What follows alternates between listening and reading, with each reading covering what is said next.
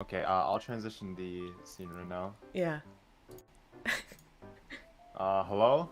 Hello. Can you guys hear me? You better Okay, wait. hear us.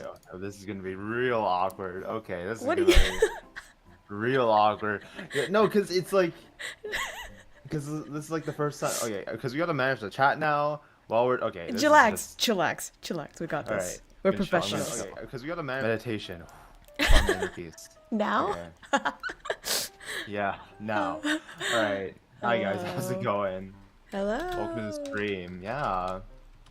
Oh, should I I forgot that open? you're streaming this too, so you have your viewers too. Yeah. God, alright. Yeah, but today, okay, if you guys don't know, I'm Hibyte, also known as just Byte over at, if you KROWKO viewers don't know me, and then, for my viewers, this is KROWKO. Hello. You've been streaming on YouTube for 2 years, you said? Yeah, you remember? Oh my God, I'm flattered. Yes. Yeah, I remember. I forget I have like sometimes. a weird memory thing, because Oh. like some things I can remember really clearly, but Yeah. other things like just forget it immediately. Like social security number. Just not important stuff. True. Yeah, it's like your credit card password and stuff like that. Understandable. Alright, okay, so I have a. Just give me a second here. Like an I interview gotta, list. I guess it is like an interview in a way. I love 'cause I that. kinda don't. Oh no. I'm hoping it's gonna be more of like a casual chat, but It will be. Trust me. We'll get there. yeah. Oh my God, Yeah, your we'll chat get is there. so energetic. I love it. Is Lord it? Peace, yeah. Happy taco. They truly are. Yeah, they're truly unique to say the least. If you get to know them a bit better, they're a little bit different, but you know what? They're wholesome enough. They They're reflect the wholesome. streamer. Yeah, true. In some different ways. All right. Do you want to just give a quick introduction to ourselves and like what we've Sure. been doing kind of on the internet? Sure. Hi everybody. I'm KROWKO, and I honestly don't know why I'm here. The only reason why I'm being a VTuber is because, well, I wanted to stream for a really long time. Or more like I wanted to make content. I used to do like edited videos of like gaming editing because I was such a big fan of PewDiePie. Yeah, the cliche. I see. Yes. So then I went from editing my own shit, but then I spent like an entire day editing. And sometimes, it would crash, and then I would stay up till like 6 a.m. trying to edit a video. And I just thought, bro, this shit is fucking tiring. Like, yeah, it's really fun. And it's great when you rewatch your videos, like, oh my God, that's so funny. But the process of doing it is kind of like hell. So then I thought, okay, how do I get content out there? How do I play video games and not have to suffer like this? And I was like, streaming. Obviously streaming. So I started streaming, but then I was fully like ready to become like a cam girl. No, e-girl. No. Wait, that was so out of left. I thought you were just saying that you're gonna become like a. In real life. Okay, alright. Got it. So You know what? We respect all professions here. All right. Okay. no, okay. Moving on. that was a joke. I bought like green screen. Okay, I was ready to show my face because I see, because I that's see. what gamers do, right? Yeah. But so I bought everything. I had like fucking high quality cameras and shit. But then I went across Mafu. I'm sure you know him. Yeah. Right. So he's a Japanese singer for those of you who don't know. And he has a VTuber model. And I was like, what the fuck is that thing? Like it's moving as he's talking? Like what the fuck is that? He's a creature. Yeah, like it was so new to me because see, I never knew about the VTubing like culture before that. So I didn't know it was a thing. And then I looked into it and it was like Kitsuna Ai, I think that was her name. And I see. Wait. So what year was this actually? When you saw like Mouth having a VTuber 2 years model? ago. 2 years ago.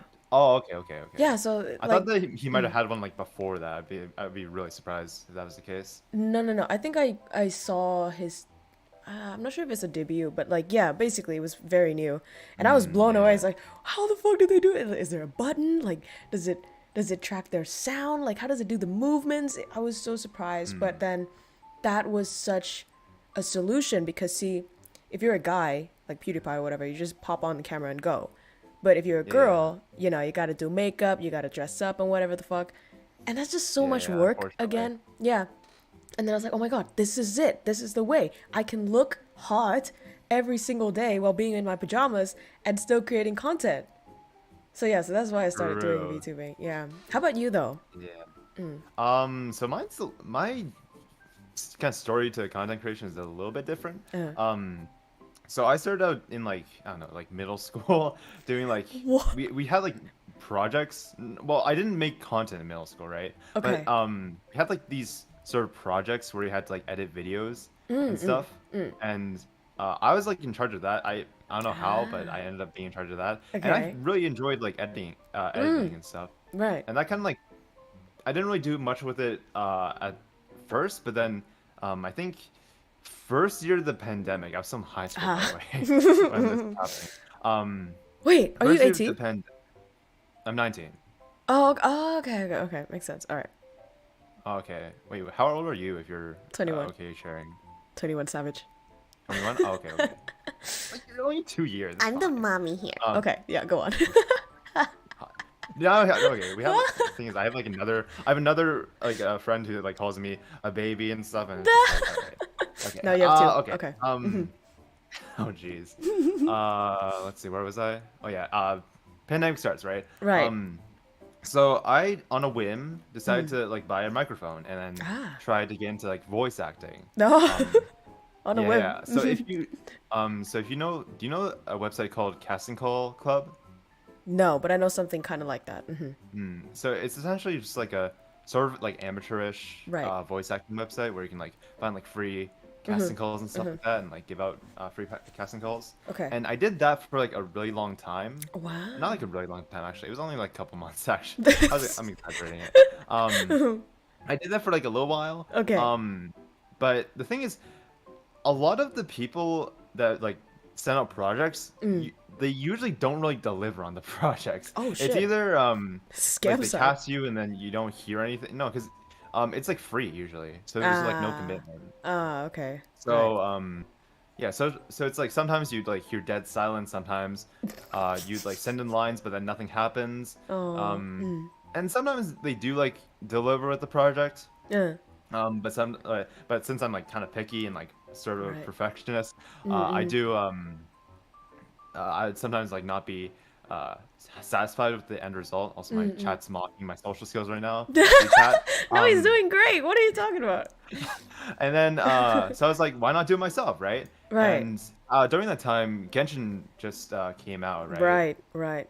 So I got really into that. So then I was like, hey, why not do like a Genshin comic dub? Because I've seen like comic dubs before, like of like Persona or something like that. Jerky64 Right. is enjoying this stream. And I did one, and Thank you, it guys. has over 1 million views now. So Oh shit! Let's I don't go. know how that happened. Hey, and that's yo. kind of like, yeah. And then I sort of What was it uh, about? Like the one that popped off. What was the video? I think it was. It was so. It's some I don't want horny to shit, rewatch isn't it. it? It's so bad. It's horny, right? It's not exactly actually. Oh, okay. I think it's like a cultural festival AU thing. Ah. But Aether is in a maid dress, so that might be a contributing factor there. I didn't do it. Like the thing is, I didn't really do any of like the major voices. I voiced like Oh. I voiced like one of the like a pervert guy who like tried to click on It was horny. I knew it. Aether. It wasn't that okay. The thing is like okay, so it's about like let me summarize Okay. the thing. I spent like a couple months editing it because I didn't know how to wow. like edit comic dubs at the time. So like I think like Child and Xiao come around and like they see Aether's class's like cafe thing, Okay. and Aether's like working in a maid dress because obviously. And like this, one of the customers tries to like take an obscure shot. Of, Oh like, my god. or something. And that was me, by the way. And then Xiao's like, "What are you doing?" And then kicks the guy. And then he's like, "You'll regret this," and then runs off. Yeah, and then it ends there, I think. And that took months there's to little- produce. Yeah, because dude, Masterpiece. I was so. It was looking back on. Oh my god, looking back on it is so fucking bad. Oh god, my like no discredit to like the actors who are like in it. Like they're all fantastic, but the thing is, my skills back then were just Self-cringe. not good. Oh. Yeah, essentially. You gotta start somewhere, And though. yeah, so yeah, you gotta start somewhere. So Right. yeah, I did comic dubs, and I'm still doing comic dubs. It's not as much. Ah. I got into VTubing like around like, also I have like a second topic where it's like, how did you get into VTubing? I guess I can like kind of Just do a naturally. smooth segue Yeah. there. Yeah, smooth professional content creator here. Yes. So yeah, I got into VTubing back in around like the pandemic as well. You know, like 2020, all that stuff. Uh, I can mention the companies, yeah. So like I got into Oh. Hololive at first, right, and then branched out into like watching like Niji Sanji and other like indies as well. And I was like, hey, I want to do that, right? Right. I started off using a like a PNG mod. Okay, I don't know if you guys in the chat there like remember back when I was using the PNG model. I highly doubt that any of you guys were there when I was using that because I was Aw. like, yeah, I was like, it was a year ago actually. Were you It streaming wasn't like too long. gaming or what? I was streaming gaming, but the Right, thing is, right. I had no idea how to stream back then. I still kind Oh. of don't right now, but it's like I was like super quiet and had like big, long, Shy. silences. Ah. Yeah. Mm. And I didn't really like project my voice that much either. And Oh. I slurred my voice, like I slurred my lines, and like I kind of just was like not that intelligible, I Oh, you guess. sound great now. So how long has it been then? I think it's done a little bit better. Uh. Okay, because the thing is, I actually took a break from the channel in around like I think summer of last year, Oh. right? Okay. The thing is, the thing is that you guys don't know is that I was streaming on like a different channel back then. I will not tell you the channel right now, Oh but I was no. trying streaming on Twitch on a different channel. Sus. What do you So do I there? think I got some skills from doing that. Yeah. Yeah, I see. because I was really addicted to Apex back then. So I was like, and my whole brand was mainly built around like doing Genshin comic dubs. So people didn't really want to watch Apex. So I was like, you know what? I was like in my rebellious phase. I was like, screw this. I'm gonna go stream on Twitch and do other stuff. Oh wait, so you didn't Yeah, stream playing Genshin, even though you voiced the characters? I did stream a little bit. Okay. But I wasn't like that great at streaming and making like the story entertaining. I think I'm a little bit better now. Still have like ways to improve, obviously. But back then it was just horrendous. It was so boring. I don't know how anyone like stuck up with me there. Ah. Yeah, but then I did that, came back to the channel, did some more comic dubs, and then started streaming here with this VTuber model. Yeah, and here I Yeah. am. Yeah. I mean, you seem really natural. Okay. Aside from the chat, like just bullying you with like, oh my god, no friends, no social skills. I actually think you're great at Yeah. chatting streams. And over on my Uh, chat, they're also saying that you have like this mature vibe. Because I totally thought you were older than me. Wait, do I? I totally thought you were like 25 or something. Yeah. Oh, wait. All right. That's a I mean, compliment. I mean, I don't know. Like when I hear my voice, I feel like I sound young. What? Yeah. Do I like? Okay, there's like another inside joke I have in my chat where they think that like I'm like insanely old, like 60 or something, 'cause I have, like gray hair, and That'd be hot. yeah, they're pulling my leg. They're pulling my leg. Excuse me. All right. Oh jeez. But I guess you kind of talked about how you got into VTubing. Do you want to like elaborate a little bit more if you want? Oh yeah, I could talk about my mistakes so that if you guys in the chat are looking to become VTubers, which like surprisingly a lot of people want to become VTubers. You know, I Yeah. didn't know that was like a trend. I just thought of it as like an instrumental kind of thing. Like I want to stream, but I don't want to show my face, but I want the audience to have something to interact with. So I used a VTuber model. But apparently like in VTubing, a lot of people use models as a way of like role playing or like fantasy, you know what I mean? Yeah. So if you're looking at this model that I'm using with you right now, this is my first model. So I started with this one. So there's like very little sense of fantasy here. The only thing that's fantasy is probably like the wings moving on the head. The rest of the model is just based on me in real life. So I just look like that. And so I ordered this guy, well, this girl, I guess, I don't know, on Fiverr. and for a model. And I didn't know shit, so I was like, hello, this is how I look like in real life. Please make me into a model. And they're really, Classic. yeah, they're really good at rigging, but they're kind of like basic at drawing. And I didn't know how pricey it would be. So when I saw the price, I was like, fuck that shit. I'm only going with the legs, like, with no legs. So so this model of mine with no legs was... I saw that. I was like wondering about that. Yeah, so I had no legs. Because, well, in my head it makes sense, because if I'm only doing gaming videos, then it's only going to show bust up, right? So why would I need legs? And the legs are not going to move anyway. And so I got it. But it's only, like, this legless model was $1,000. Like, how the fuck? Oh my god. I know. Insane. I thought it would be like around like maybe like 200 or something. Oh, no. Yeah, it was really expensive. Well, partly because it was through Fiverr, and Fiverr takes, you know, a percentage from that, which is kind of dumb. Like, now that I look back at it, it's like, bro, I should have gotten like some Twitter artist or whatever, you know, paid them directly. But again, I didn't know anything, so I just stepped in it blind. Just me interrupting real quick. What year was this, first of all? So it was 2 years ago. 2 years ago. Yeah. It's interesting. Because like back then, I feel like VTuber models were like a lot cheaper compared to what they are now. Oh, really? Because like, yeah, because if you paid like $1,200, like $2,000 for like a model now, quality's like gone up a lot. So it might just be because of that. Yeah, I'm not too sure. I don't know. I mean, the person who rigged this model, well, it kind of looks wacky right now because I'm using VTuber model, but VTube Studio. But the person rigged it specifically for PRPR Live, and on that app, like, it looks so smooth, bro. Like, it was kind of mind blowing. So I get that their prices for the rigging and, well, the designing and the drawing, but yeah, it was really expensive. Yeah. So I guess I started there. How did you get your model then? For me, I got it on Booth. I'm gonna be real quick. I'm gonna be transparent here. I got a Booth. Oh wait, just a second. I'm doing a little bit of Tron right now. I'm adding a little bit of a source, just to make the chat a bit more visible on the screen. Real quick. Huh? Oh wait, it's not. Okay, never mind. I'm gonna. Right.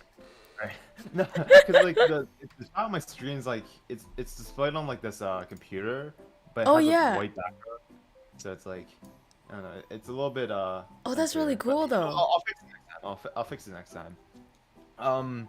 But for me, I got this model in Booth for like $50 or something. The differences. We look the same. Like. Yeah.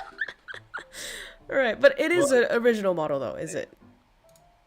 Well, it's a public model, so there's like, I don't know, like I haven't seen anyone with using the same model, but there's probably someone out there who has like the same face as me, to be honest. Oh, okay. Yeah. There's a bunch of, so I made a joke like, oh, if you got, because I haven't told my chat like, oh, this is the link to buy it, so it's like, right. If they end up finding it, you can like be a copy of me if you want. I mean, there's like, I have like made like, I have made like other like purchases models on the website. It's actually so addicting because like they're sold at a price where it's like really affordable. Right. Some of the models like quality is like really good. Absolutely. Yeah. Is the only downside then would be that you're not the sole owner of that model? Pretty much, yeah. Because like if you want to brand yourself around like this model, it's a little bit iffy because if another person like has like the same model, then it's like, oh wait, these two have the same. Right. It's a little confusing there, right? Yeah. And I guess people want to stand out from the rest of the market. Definitely. So that's why I am saving up for like an original model and hopefully like a higher quality one because like it's summer, I'm kind of off school, I can work part-time and stuff. But that is a little bit tricky because I did spend like over $1,000 on a gacha game recently. All right, moving on. Okay. No, you can't. No. Wait, one second. I have another friend who's also a streamer who also did gacha. Like he did Genshin, everything, like streaming and whatever for such a long time. Huh? It wasn't Genshin, by the way. What was it? It Nikke? was this little game called Project Sekai. If you know this Oh, game. I heard of that one. Well, it's essentially the same thing, right? You're gachaing for waifus? Well, no. Okay. So Okay. you see this profile picture I have right now? Oh, right. Mm-hmm. Alright, lad's name is Tsukasa Tenma, right? He's my Okay. favorite character in the game, probably. Okay. And he's like this loud, boisterous dude who has like a lot of energy and wants to become the world's next performing star. Okay. And he has this one like card thing. Also, this is really bad because it's a rhythm game, right? And his cards Okay. don't really do much. I just Uh-huh. really like the art for it. So I was Right. like, you know what? I'm gonna pull for my best boy, right? Oh my And the thing is, God. the game doesn't have like a hard gacha like pity system for the like specific unit, right? Like it has like a pity system where if you hit the hard pity, you get a guaranteed banner. Okay. Like 4-star, right? Okay. And the banner has three units. Okay. So it's like the thing is I pulled for him on stream. I didn't get him. I ended up getting one of the other banner units. Uh-huh. And then I pulled from off stream. Oh no. And then it was in the morning, so I made some impulsive decisions there. I kind of spent quite a bit. I hit hard pity 2 times, and I got the same character that wasn't him 2 times in a row. I think I got like 10, not 10. Like I got a lot of 4-stars from doing this, and I just Oh my didn't get him until the very end. And I didn't have to. I didn't even roll him. I got him with like the fucking whale like purchasing system, where it's like if you roll this many times, you get like this many tokens that you can get. Oh my And if you roll it God, too many times, you bro. can buy it. Right? It was so bad. Jesus. It was so bad. Oh God. But then you stop now Yeah. because you have your best boy. Yeah. Yeah. Right. Yeah. I highly regret it because I had like a bunch of money saved up for like the Vtuber model. Oh, Now no. it's on the ways. You know, I have to fucking I No, gotta that's- work my ass off again and Right. Right. Let this be a you know lesson. what? Yeah, this is definitely a lesson for me. I definitely learned my lesson. I shouldn't spend my okay. And I'm free to play in Genshin, by the way. So Yeah. yeah. So Right. I don't think I'll spend any money on that anytime soon. So this is definitely a learning point for me to not fucking spend money in like the morning when I'm impulsive and gonna spend all my money away. All right. That's really interesting that you were impulsive in the morning because usually, like, scientifically, people are more impulsive at night when all of their, Really? when all of their cognitive juice is kind of out and they don't have enough, like, self-control anymore. That's when they impulse buy. So you're quite special. Yeah, but my other friend, though, he did Genshin. He spent, like, I think upwards of $5,000 upwards What? on whaling on Genshin on stream. And it's it's insane. Like every single donation dollar goes to that. And I fucking my hate him. I God. told him like, stop this shit, you little bitch. I love you. That's why I'm telling you to stop. But he's like, no, this is my career. Now he doesn't even play the game anymore. It's so funny. Oh, that's the worst. That is the absolute when you spend. Oh my God. I mean, Yeah. like, I guess it's like it's content, but at the same time, like, there's a limit, you know. There's a limit. Unless you're like a is he I like a mean- doctor? Does he make like the big bucks? No. Which is why I hate him even more. I'm like, what the fuck are you doing? Like, you could be living in a mansion with these donations. But yeah. Yeah, someone put in the chat, softcore gamble. It is sort of gambling, isn't it? Like, we call it gacha. It is gambling, in a sense. It is. It's that. Let this be like a lesson for all you guys in there, in KROWKO's chat and in my chat. Do like, please do not spend $1,000 on a gacha game. Do not spend like maybe if you want to, maybe like no. Actually, don't. Do it. Don't start. It'll be the gateway. Don't start. Right, Yeah, right. exactly. Just don't. Yeah. Please. Oh, Yeah. can we talk a little bit about Genshin, though? Because I went to 2 conventions, like gaming and anime conventions lately. And I see. everything is Genshin. Like, oh my god. I fucking hate it so much Yeah. because I used to play a game like a few weeks and then I dropped it. And it was big, but I didn't know that it was gonna be like all consuming. Because now every single cosplayer is Genshin. Every single artist alley store is Genshin. There's no escaping. But it's so Yeah. perfect and genius because it hits both markets at the same time. It is anime and it is gaming. So whatever type of convention you go to, it's gonna be there. Like it's gonna fit. Yeah. Yeah. It's um also in my case because I've done like a lot of Genshin comic dubs. It's kind of Yes. hard to separate myself from that like Right. from it too hard. I mean, I still play the game. I still like You enjoy the do? game to a certain Oh, extent. Yeah, I okay. do. I'm almost AR60, regrettably.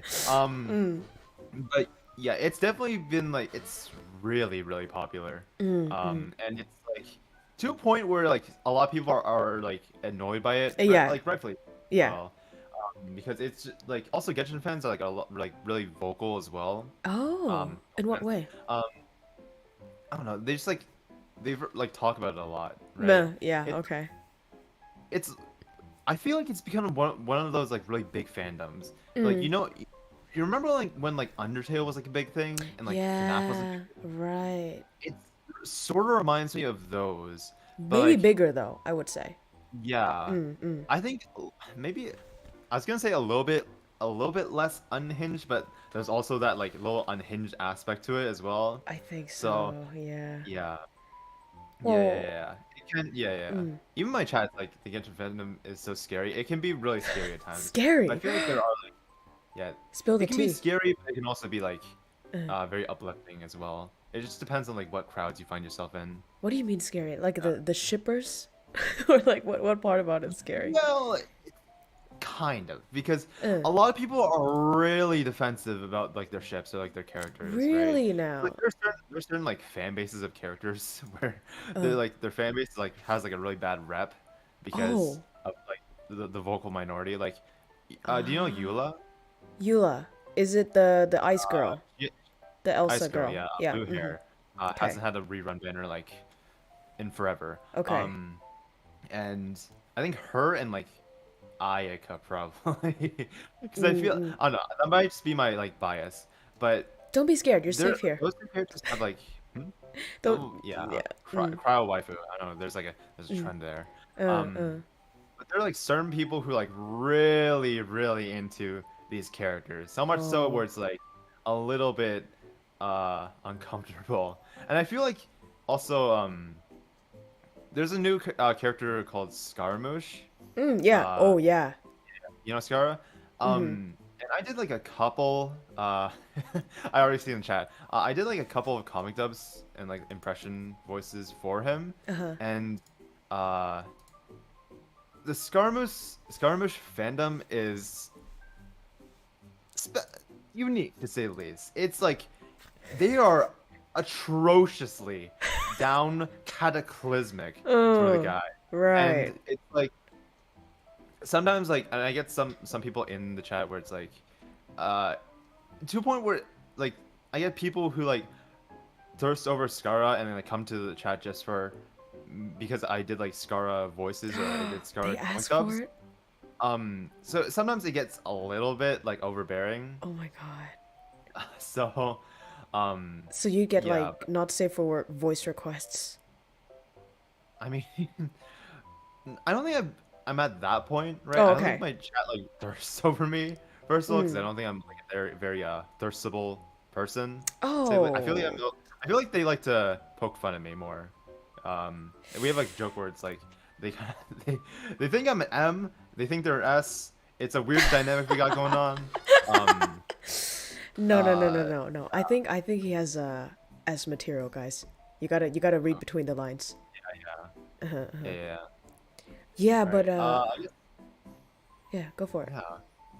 yeah. Did you have something else you want to talk about, or? I was just gonna talk about Scaramouche because, see, Mhm. I'm no longer, in the game community, but I remember just a few weeks ago, I went to this like gaming club thing, and we had like a trivia night, and one of the Mhm. girls was so into Scaramouche. Like we had like this drawing task where we had to draw something, and then the winning team would get some shit.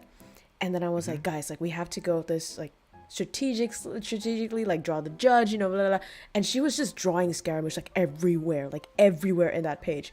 And we would be like, can we change that to the topic? And she's like, no, no, he has to be there. No, that's like the love of my life. And I'm like, yeah, okay, yeah, all right. so, so I can kind of get. Yeah, I've seen those people online, but I could never imagine like meeting them in person. Oh, Oh, it was God. something. But I guess, yeah, I guess it's also because I've never been to a convention before. Wait, let me Google this guy. Oh, he's like the Shota kind of thing. Yeah, yeah. Why is he thirsty? He looks like a boy. Isn't that kind of? Well, it depends, like, cause like He's there's legal. certain like pictures of him in fan art, which sort of like age him up a little bit, I guess. Okay. To make him, it seems like, I don't know. I feel like that it's just Genshin like models, you know?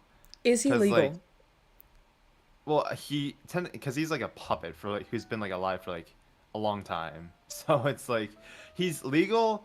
But I think the thing is like the model like makes him look like really young. Right. I mean, this is anime logic, right? Like a lolly is Yeah. like 2,000 years old.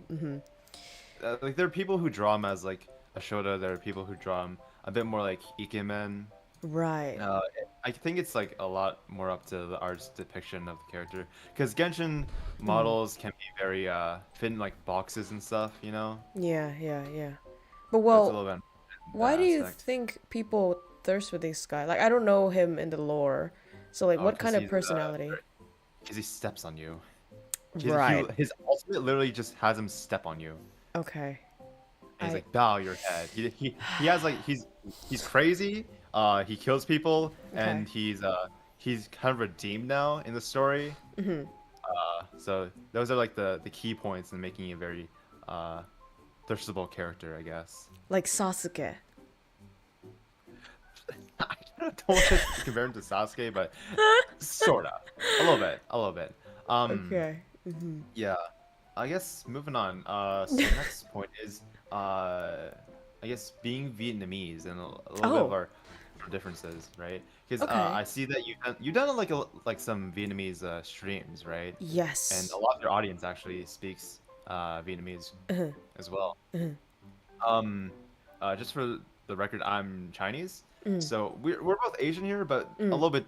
We're both from like different parts. So you're Right. from more like I'm under you. Southeast Asia, and then Yeah. I'm more like from East Asia. But we're also from living in different countries, right? Because you're Right. in Australia, and then I'm in Canada right now. Both westernized. Yeah, both westernized. But yeah, I guess could you just kind of give us a little, I don't know. Why are Actually, you what should we- Vietnamese? what are you Vietnamese? What are you is Vietnamese? Yeah. But I guess I had like a little bit some questions. Yeah. Is Vietnamese tonal? Are we what? Like, is it a tonal language? Oh, Because like there's yeah. different, yeah, because there's different tonal like tones in Chinese as well. And I know the same is for Thai as well. So I remember I actually did a little bit of like Vietnamese on Duolingo. Oh, you But, did? Why? Yeah, because I had a Vietnamese friend Oh. back in like middle school. So I was like, hey, why not try this out? Yeah. But I don't remember anything. Yeah. Understandable. So Yeah. Well, Vietnamese is a bit weird because, well, a French guy made our alphabet, so it is Latin, but it is tonal. So we sound like you guys, but the spelling is like, you know, the white boys over there. So it's a bit weird. Yeah, but I do find that a lot of Vietnamese speakers find it easier to learn Chinese than Westerners, because many of our words are borrowed from you guys. Just like the Japanese as well, basically. yeah. But yeah, usually if we're talking like historically, then like Vietnamese don't really like Chinese because of the what is it? The invasion. Yeah. But I there's have so many Chinese friends. I don't give a fuck. Yeah. Australia does have like a lot of Asians there in general, right? Because it's like so close to Asia. In I feel. Vietnam? Oh no, in Australia. Oh, in Australia. Well, I mean, I'm just studying abroad here. But yeah, there's so many I see. Asians here. Like, might as well call this China number 2. Because, you know, all I see is Chinese people. But Yeah, and then Europeans as well. Like I have French friends over here. Really? Yeah, you rarely see an Australian, funny enough. Wow. But, well, I mean, Australia itself is also a multicultural country. Like, a lot of people are mixed. Yeah. Wait, but, okay, I'm curious, though. So, you're Canadian. So, your parents came from China, or are they also Yeah, Canadian? so Okay. so technically I'm like a first generation Oh. first generation immigrant, I guess. So it's like my parents immigrated here, and then I was conceived, and I was born here, and yeah. So I speak Mandarin, which is like standard dialect, I guess, Yes. for Chinese. Yes. But I can't read it that well, and to be honest, my speaking skills aren't the best. Say But I something. can speak it with like my parents and stuff, and Okay. I can sort of communicate with other people. Uh, The thing about China is that there are so many, like it's so big that there's yes. so many different dialects. Mm, mm, Um, mm.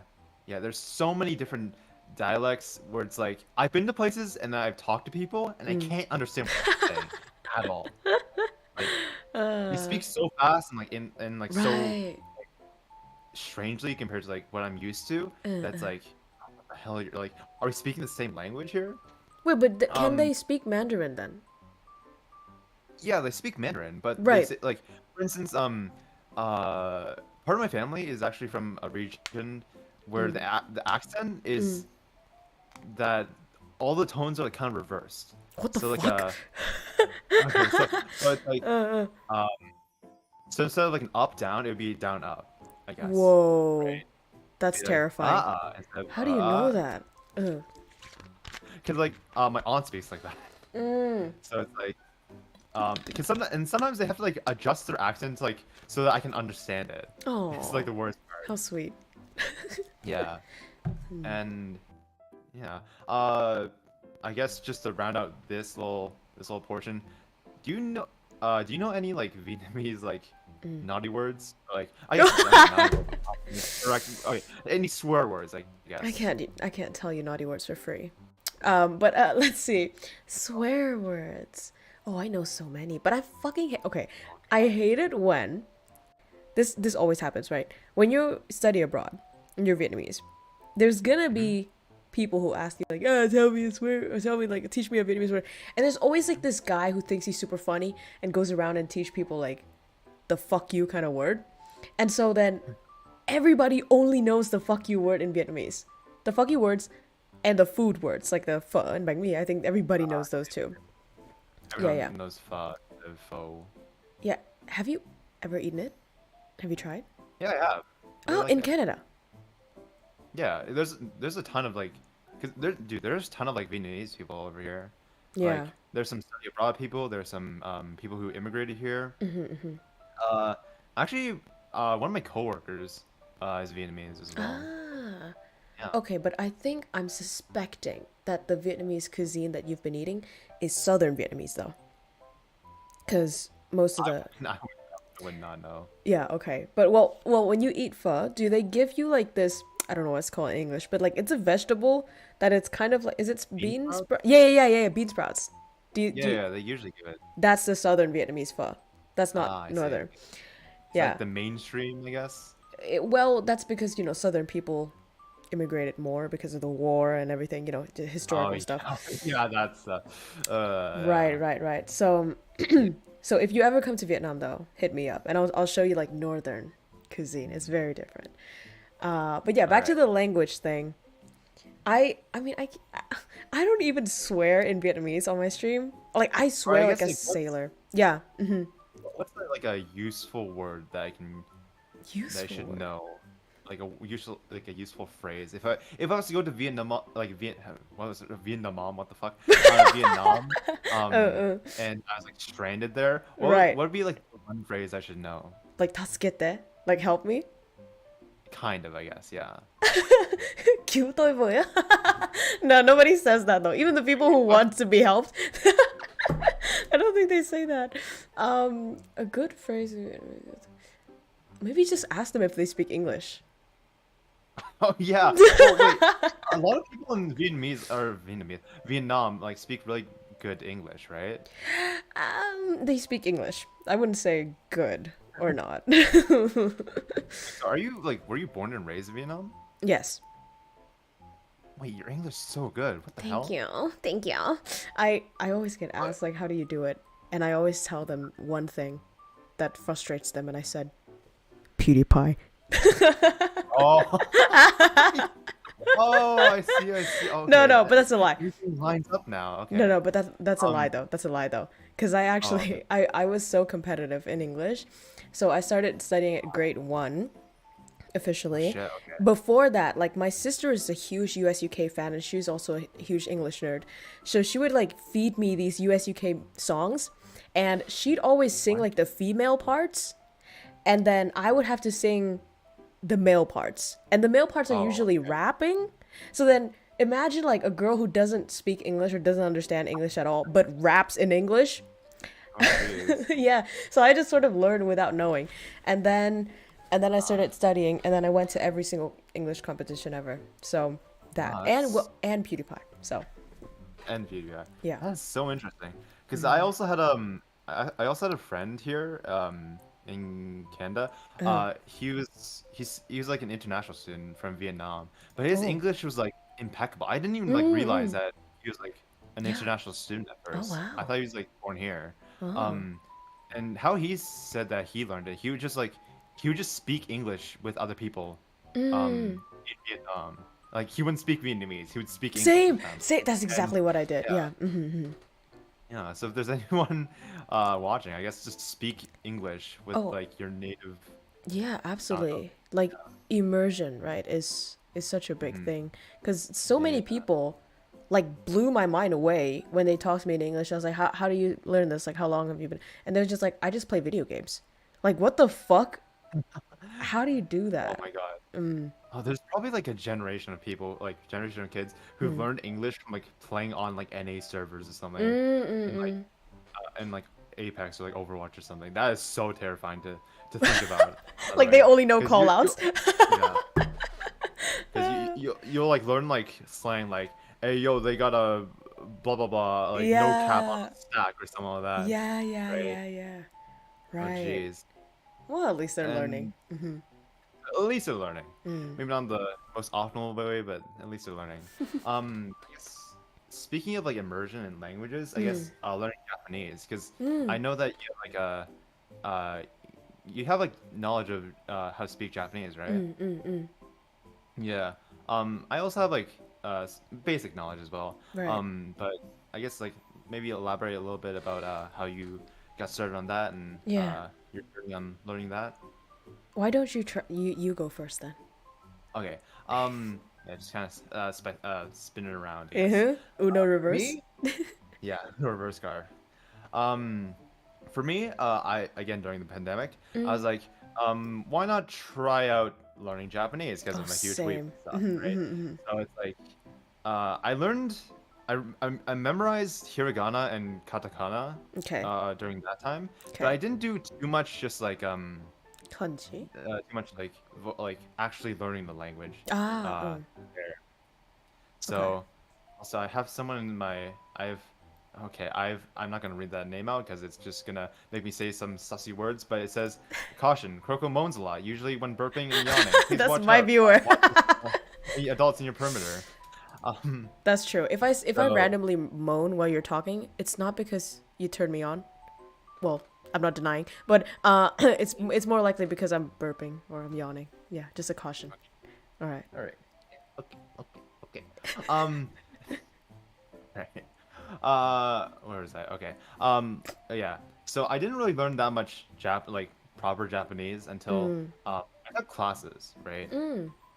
I started taking classes, and yeah. Like that's in about it. school or extra classes? Yeah, in school.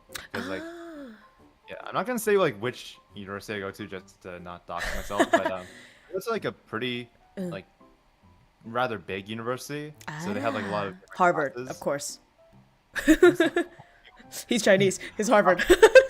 Yeah, not American, but I go to Harvard. Oh yeah, right. So, I Wait. know, people think that like people assume because I have like a North American accent, Yeah. that I'm like automatically American, but Canada also exists. Do you Canada say also like exists. the A thing that Canadians Sometimes. do? I used to say it sometimes. The thing is like it's kind of regional, so it's like people in Ontario they sound like Americans because like we basically live all like like north to the border Right, right. from here to America. We're like right above New York, if my geography is correct. Um, Okay. but that kind of sort of dogs myself. But then again, like 50% of Canada also lives in that little Yeah, box. it's So okay. Yeah, yeah. um, but if you live out in like on the in the prairies, I guess, or like over in the east to like in like Newfoundland around like the fishermen Right. towns and stuff like that, you do have like a little bit of an accent. So I think the most I know about it is that they really enunciate their O's kind of like this. Enunciate. You know, like the aboot like thing stereotype. It's a little bit like that. Like there's a little bit other like differences where it's like we say about a little bit differently than Americans, and then sorry, we say sorry Sorry. usually instead of sorry. That's so 'Cause cute. What the hell? They have like an A sort of. They say Sorry. sorry, like Yeah. kind of that way. But we Right. say sorry, like oh sorry, Oh, like that's oh so sorry. weird, eh? What? Yeah. Uh, So do you I don't speak know. It might French? be like well, I can say can I go to the bathroom please, and that's about it. Can you say it Um, now? but- No. We learned French. We learned French in our. When did I start? I think we started learning in grade. I want to say 6. I think. Uh-huh. At least in my school. Okay. But then we have to take at least 1 year French in high school. So I did that, and then I completely dropped the thing. Oh. Why because, though? Isn't it sexy? Well, the thing is, it's really annoying to learn. Is it 'Cause, the like, you know, in gender? English we have- yeah, because like the fucking because we Same. have the in English, but then in French and like in other European languages, you have to like memorize the objects Le like and or le and yeah, something, yeah, I like fucking hate that. Yeah. le or la, Right, right? right. And That's- it was just not Yeah. clicking, Yeah, you know? Mm-hmm. Whereas like I feel like Japanese clicked for me a lot more with like the different conjugations. Yeah. I mean, isn't it kind of similar to Chinese as well, like kanji? Well, the kanji, like, cause there are certain words where it's like you recognize certain sounds, or like some words are just completely like the same. Right, Like, I exactly. think like kanjin is like just be like cautious, I guess. And then it's the same word in Chinese, just with like different tones. Right. Anshin Anshi, yeah. also means cautious. Right. So there's like so studying kanji was like a little bit more easy for me. But the thing is, I can't read that well, so it's like I But don't at have least like you the know the upside. sound. Yeah. Yeah. But I don't know. Like Japanese definitely is like a different beast altogether because it has like different different grammar structures and like different ways of like saying things. I heard that Um, Chinese is more simple than Japanese in terms of grammar. Yeah, it's a lot more similar to English, where it's like you can kind of get away with just using English grammar for Chinese, and Oh, you wow. kind of get your point across. Huh. Whereas like Japanese, you can't really do that. But then like, Japanese are more free in terms of their word order. So you get some, you lose some. Yeah, yeah, because like you have your verb at the end. That's like the main role though. But yeah, I ended up taking the JLPT test, which is like You did. Okay. yeah. Yeah, it's like a global thing. I forgot about that. I I have like a certificate for N5, but that's like the bare minimum. Right, So it's right. like it's not much, but it's something.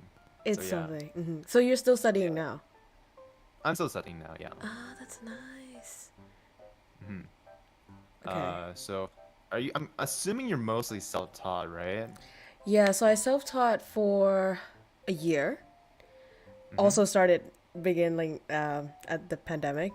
So again, like you, I've been a weeb like, my entire life. Like I started watching Naruto when I was young, and then I just stopped that. Like for some reason, I went on this period of being like an ABG. You know what I mean? Like Asian baby girl. Oh God. Oh, Don't judge me. Shut up. Lord. No, shush. And then just mainly gaming, and just like style and fashion and whatever. I completely like left my weeaboo past in the past. But then, Wow. yeah, but then quarantine, and then I gotta like sit with myself because I live alone in an apartment, so there's nobody Same. else to converse with, right? So then you start like binging shows and whatever, and I was like, hey, what about Naruto? Like, why did I forget about that? And so I started rewatching Naruto, and I was like, fuck, like I have to learn this. There's no way that I'm gonna dodge this part of myself. Like I cannot deny it anymore. And so I bought like the Genki 1 and Genki 2. I think every Japanese learning people Yeah, I use did that as that. well. Right. And then after that, well, again, I tried to do the immersion thing. So, like, every single waking moment, I was doing Japanese. Like, it was either writing a diary or listening to a podcast or a video or making a video in Japanese, singing songs, and, like, just everything, right? And then after that, after 1 year, I went back home because, to dodge COVID here in Australia, it's kind of scary. Yeah.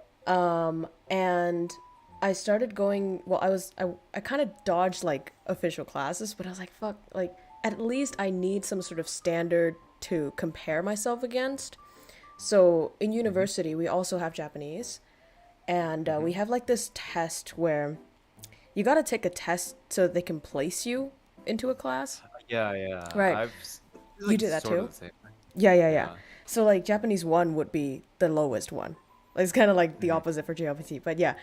So then I did the test, and I was like, oh god, like I hope I get into like 3 or whatever. I got to 8, and I was like What? scared 8? shitless. I was Oh my scared God. shitless. Yeah, because well, Japanese 8 is the highest that foreigners can go. Japanese 9 is just for Japanese people. And so I was scared shitless, and I told the teacher like, excuse me, I've only self-taught 1 year. Maybe I lucked out or whatever the fuck in the exam. You cannot put me here. I will literally die, and my WAM or like GPA would like suffer. So please put me down. But he's like, fuck around and find out. So he didn't move me, and I just went into this class, and I was scared the entire time. But surprisingly, it went fine. But in the class, I had to learn a lot of like, well, kanji, obviously, like N1 and N2 shit. And I was like, yo, this is crazy. Like, huh? So that was insane. That was an insane experience. But then after that, before that, I was learning Japanese every day. After that class, I think I got lazy, and I was like, yeah, I'm good already. So I stopped learning. Wow, you're put through the ringer then. Oh my God. Yeah, no, but no, I mean, it was enjoyable. Yeah, but it was hard. Yeah, I also enjoy learning Japanese, even though it Right? is like kind of tough at sometimes. But the thing is, I don't know about you, but I feel like Japanese professors are so nice. They are They're so like nice. That's so like true. polite and they're so like Yeah, welcome to like help you and I stuff. And it's know. like I had like a bad mark on like a Oh. midterm in class, and I felt like I was so like disappointed in myself, Oh. because like I was disappointing my professor because he taught us so well. I just didn't put enough effort into it, so Oh. I studied really well for the next test. Yeah. Yeah, like my 2 professors as well. One of them like looked like, well, didn't look like, but kind of looked like the voice actor for Kakashi, and he kind of sounded like Kakashi. So the entire time in class I was like trying to hold my panties together, and then and then the tutor is like this old man who looks like the Buddha, man. Like he's so kind. And yeah, so I can totally relate with you on that. It's probably just a Japanese thing, really. Yeah. They're so nice. Wait, was there something else I want to say about this? I guess that's it for that topic. Right? Moving on. Well, You're doing I great. got I got a question for you. If you were kicked out of the country you were living in, Oh my god. right now, where would you live? Deportation. Yeah, and you couldn't go back to like Vietnam. the country where you speak the language No, of. Japan, Yeah, so obviously. I couldn't. Oh yeah. We speak Japanese, Yeah, obviously. Yeah. that is true. But I was also like thinking maybe I could like. I don't know, I feel like living in Germany would also be What pretty the cool fuck? as well. Out of nowhere. Oh, like, because okay, first of all, I Yeah. would like to try living in Japan. I was like considering studying abroad, but Right. I thought it couldn't really like align with my sort of schedule. Oh. Yeah, I definitely would want to study in Japan for like What are a you year or something. studying, by the way? Like your major? Computer Uh, science? something STEM related, but I'm not gonna say it right now. Oh, okay, cool. Just kind of. I don't know, STEM. maybe Okay, some. got it. Yeah, I'll say STEM right now because I don't know if someone's gonna You're scared of being use that. doxxed? I'm scared to be honest. I'm scared. Oh, That's why I don't shit. use my real face. Oh, okay. Okay, but yeah, do want to like do something. I do want to like go to Japan because I've never been. Right? Have you been Oh. before? I have been, well, only like traveling, not living. I see. Yeah, but I've never been at all. Which is like, Oh, it's like. exciting. So it's still like a mystical place for me right now. Yeah. I do want to have like that like mystical weeb experience of like going there. What is all that? Oh They don't my- have yeah, subtitles. yeah, they don't have subtitle. Oh my god, ramen place there? Anime banner there? Oh, this is crazy. Yeah. And also, I have like a cousin who lives in Japan. Oh, same. Yeah, they're What the half fuck? Japanese. Wait, really? Oh. And I haven't seen her for like quite a while because of the pandemic. Ah. I say cousin, but she's like my second cousin. What is? So wait, usually they second- come to, so my cousin's cousin, right? So Oh, okay, that's pretty we- far. yeah, so it's like my parents, siblings, partner, Well, partners, sisters. Yeah, you know what? Just stop. I get it. Just making it Yeah. worse. Yeah, but she's like multiple years younger than me. Oh, I shit. think she's in I think she just got into high school now. Oh. But then back like when I last saw her, she was like up to like my halfway to my like just below my chest, I guess. But now So, she's and grown. She's grown. Apparently, she's like taller than her mom now. She's like almost like my height. So Oh it's like shit! I haven't like Are told you my child my height doxing yet. yourself as short? But no. Oh no! No, guys. I- His cousin is just 6 feet tall as a woman. Okay, don't even. That's Yeah. facts. Yeah. I mean, she is hella tall though, especially for like a Copia. regular Japanese woman. Okay. Right. Yeah, what was this about? Oh yeah, living in the country. But yeah, I think the biggest part about living in Japan Yeah. would be that it's like the food is so readily available, right?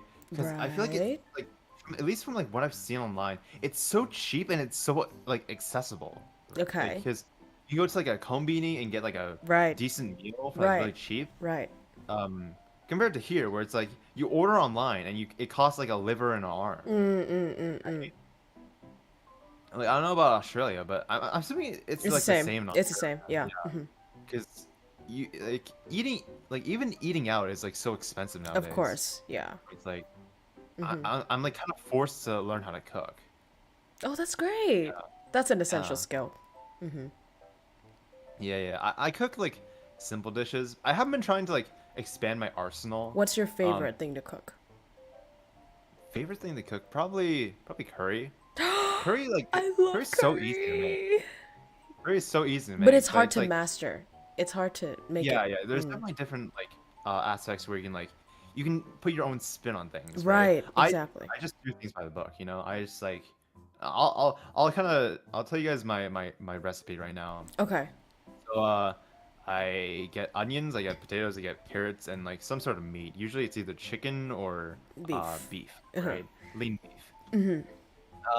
So then you cut up all the stuff. You put garlic in. You kind of sear the meat a little bit. Okay. Not fully, but just until it gets some color on there. Then you put in the onion. Alright. you kind of mix it around, and then you put in the carrots and potatoes. Do you do it and with then, oil or butter? I use oil. I know that butter is usually is better for taste, but I feel like butter is just so hard because you have to cut it and stuff, and it's in the fridge, and it's just like it's really annoying to work with. You know? Lazy Like, ass. yeah. Okay. I can cook, but I just don't. Sometimes, some days I'm too lazy to cook. Yeah, no, So, understandable. Like, I order out, or like I go out to get stuff. Okay. Yeah. So after that, I pour some cooking wine in there. I use Shaoxing wine, which is like a Chinese cooking wine. Probably not Oh. authentic, but what can you do? I pour that in, and then I pour it in. I don't measure anything, by the way. Yeah, I just, yeah, like, yeah. do things by eye. Yeah, same. And then I pour in water until it's like lightly covered. Right. And then I simmer that for like about 20-ish minutes. Sometimes longer, sometimes shorter, depending on Right. what type of meat it is, whatever. And then I scoop off the scum on the top, and then I put in the curry stock Right. and mix it up. That's it. Yeah. Yeah. It's really easy. So yeah, if you guys ever want to try to make curry, then definitely try out doing that Yeah. because it's really easy to make. It's one of those dishes that you have everything in one pot. You know, like you got the meat, you got the vegetables, whereas a lot of like Asian dishes, it's kind of separated, and then you have to wash a lot of dishes afterwards. So like as a student, like that's just a no-go. So yeah. Because you have to like, yeah, because I also have like a wok, and you have to like when you stir frying, you have to like take things out a lot and then put it back in. True. It's just a big hassle. Also, someone in my chat says, "Oh my God, Byte is a housewife." I'm not a housewife. Yet. I'm an independent. What is it? Way of someone the wants house to get husband. I don't know. I don't know if a rich sugar mama wants to take me in, then I'm all for it, to be honest. 'Cause I'm struggling financially. Well, not struggling to a point where like I'm living in poverty, but like I could use the extra dough, you know. Right. Wait, so then Yeah. you live alone, or you know, as in it's separate from your Yeah, parents? I live alone. Oh, same. Okay. Do you have a pet? Yeah, I do not. I don't have a pet, but it's not because I don't want a pet, but because I don't feel like I'm responsible enough to take care of a Oh, pet. have you ever tried like taking care of a pet by yourself? No. Oh, okay, 'Cause, that's why. yeah. Because first of all, my apartment isn't that big, so I don't know Same. how. Plus, it's not very like ventilated that well. Same. So it would just like the pet would just choke to death. Unfortunately. We're just dying slowly. So, and also I've never had like a house dog or a house cat or anything like that. Your family I hasn't think- ever. Because my family they thought it was too annoying, but then at Aw. that like when I moved out, my mom was like, maybe we should get like a cat or something. But yeah, also allergies exist. I wanted like a hamster, but my grandma had like a hamster allergy, so it's like Oh, so your family's Yeah. like multi-generational household and stuff. yeah. Oh, that's Also, cool. I think yeah, because like the Chinese like kind of way, I guess, is like you take care of your parents when Oh, they're we like, have old that and in stuff. Vietnam too. Yeah, relate. Yeah, I think mostly just like an Asian thing.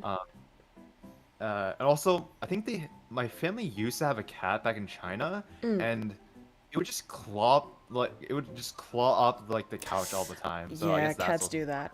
I didn't want to do that. Right. And then dogs Alright. are more high maintenance, so that makes sense. So you Yeah, wouldn't yeah. want one.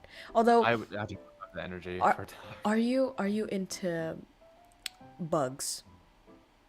No, Oh, I okay. am not in the slightest. I hate bugs. Really? I was I gonna am suggest so to glad you. I'm living. Yeah. Wait, what? No. I don't want to take care of like a thing like a thing, Spider. yeah. A pet in like a Yeah. in a cage, right? No. Like, I don't want- No. Yeah. Trust. Listen to me, Mike. Listen. So, I used to think exactly like you're right. If I cannot pet the pet, and it's not a pet.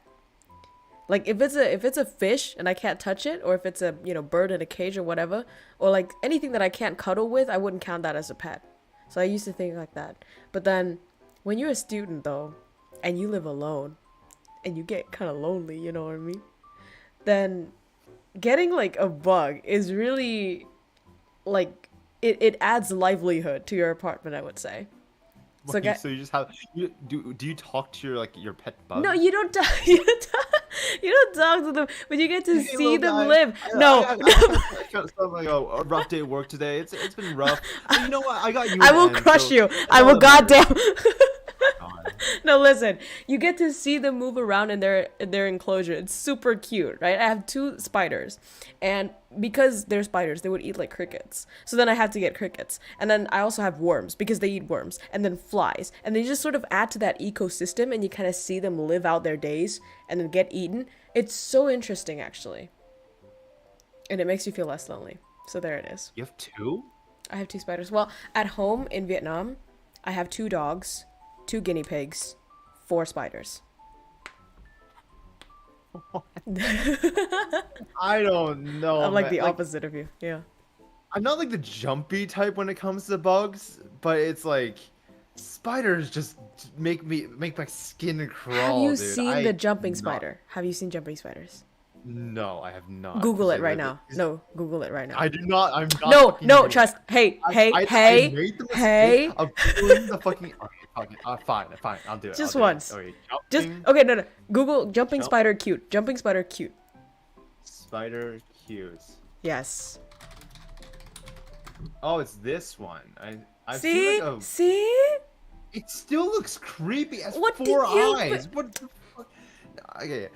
There's certain situations where it could be cute, right? 'Cause I've seen like this one YouTube video where it's like, the guy put like this guy has like a droplet Yeah. of water and he Yeah. puts like water on the guy's head. And It it's has like, 8 eyes, "Oh, by the way. like, It's not 4, but yes. That makes it even worse. Exactly. But I just cannot, man. I just cannot. It's just. Okay, I fine. hate spiders. I could never live in What about Australia. snakes? Those, What about like, snakes? Snakes, I feel like are they're like fine. I feel. Oh, really? But it's like, but I'm not afraid of snakes.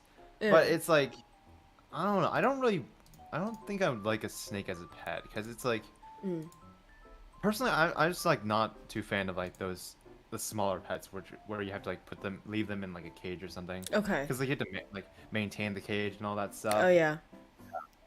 I feel like I'd rather get like a cat or a dog. Plus, cats and dogs are a lot more. They get more likes on social media. So You.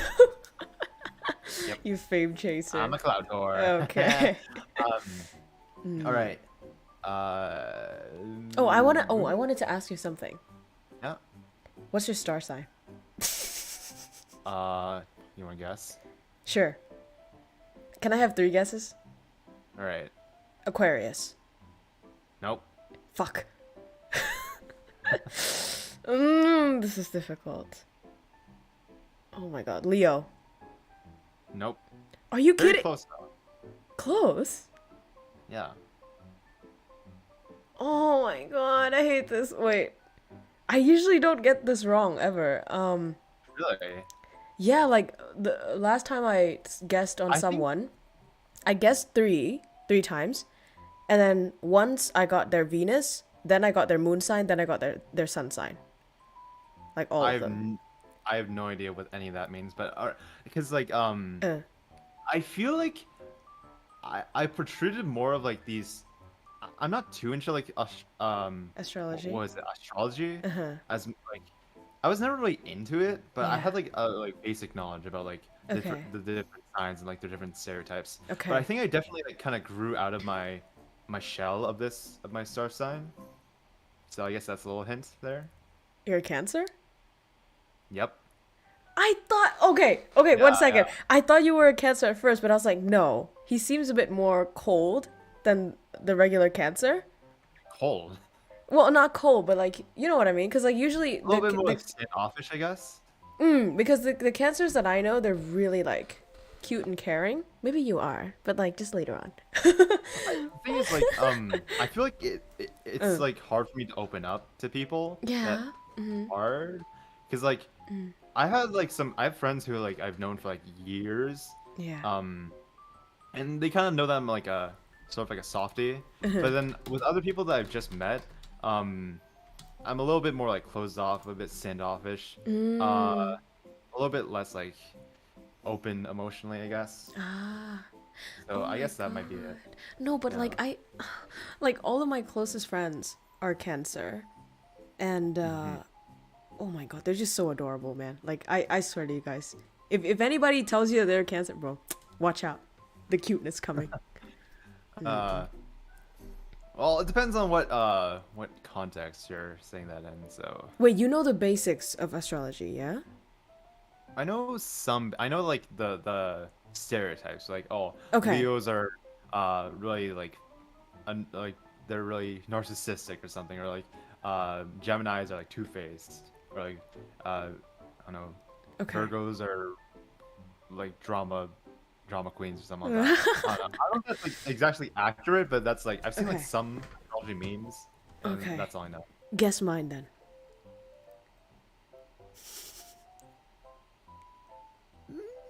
I'm gonna guess. Okay, this is hard actually. You get 3 guesses. It's alright. Pisces? Oh, why? I don't know. Like, Because we're compatible. I'm kidding. no. In a speaking sense. In a speaking sense. Jeez.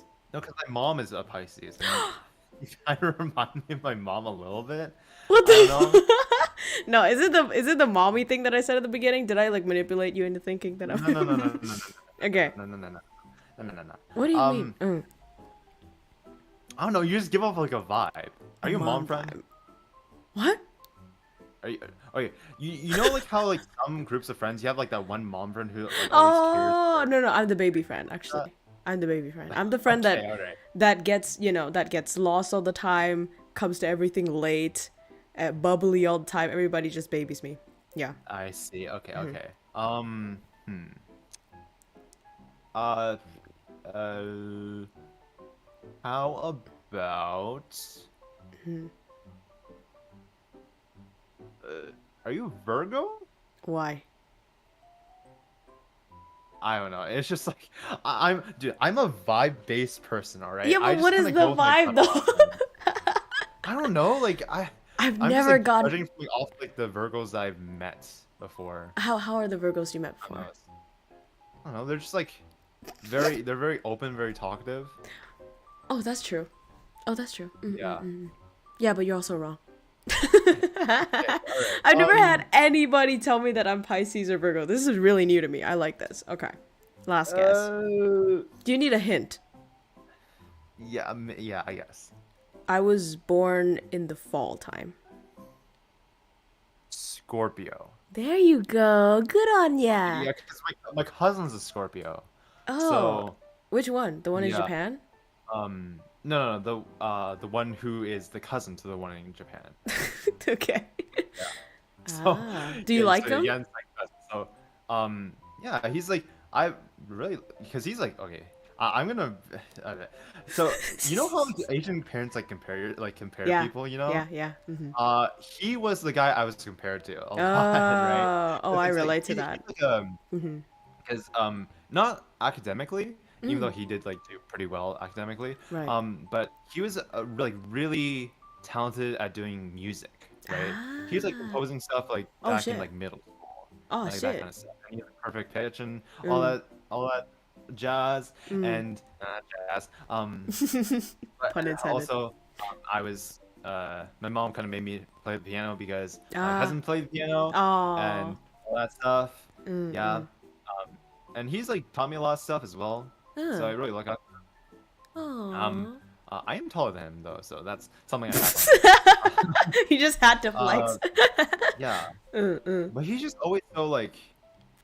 I feel like, what is something about him that reminded me, or what's something about you that reminded me of him? I guess Oh. it's like the. The shortness. We're guess- both short. Alright. I guess it's just because like you're easy to talk to. Aww. Yeah.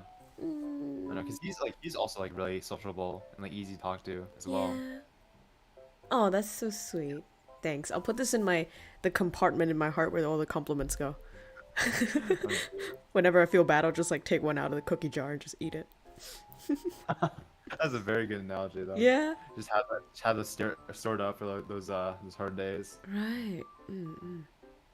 Well, why did we go to Alright, the star sign?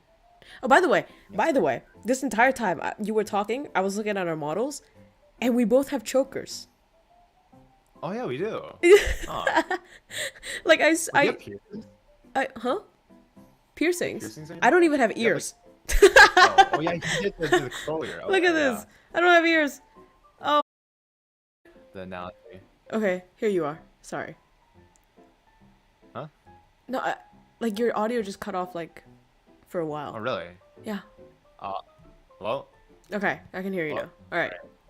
Say it.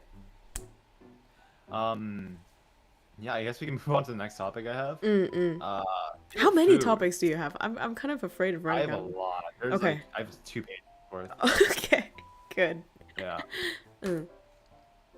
Food? Yeah. Favorite foods. Curry. That was exactly my favorite food. Japanese curry. Yeah, definitely. Have But then, okay, wait. What about ice cream flavor? ice cream flavor. Oh, I saw this on your thing. What? I know you hate mint chocolate chip, right? How do you know?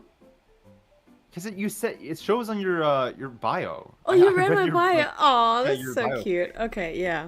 Yeah, I did a little bit of research Ooh. ahead of time. I don't know if that makes me Investigation. creepy or not. No, it makes you Yeah. attentive. I like it. Yeah. The thing is, I love mint chocolate. I love mint chocolate chip. I don't know. We're just arch enemy now. Yeah. It's like, why do you hate mint chocolate chip? First of Okay, all? okay, let me make this clear though. I didn't say I hate mint chocolate. I hate mint.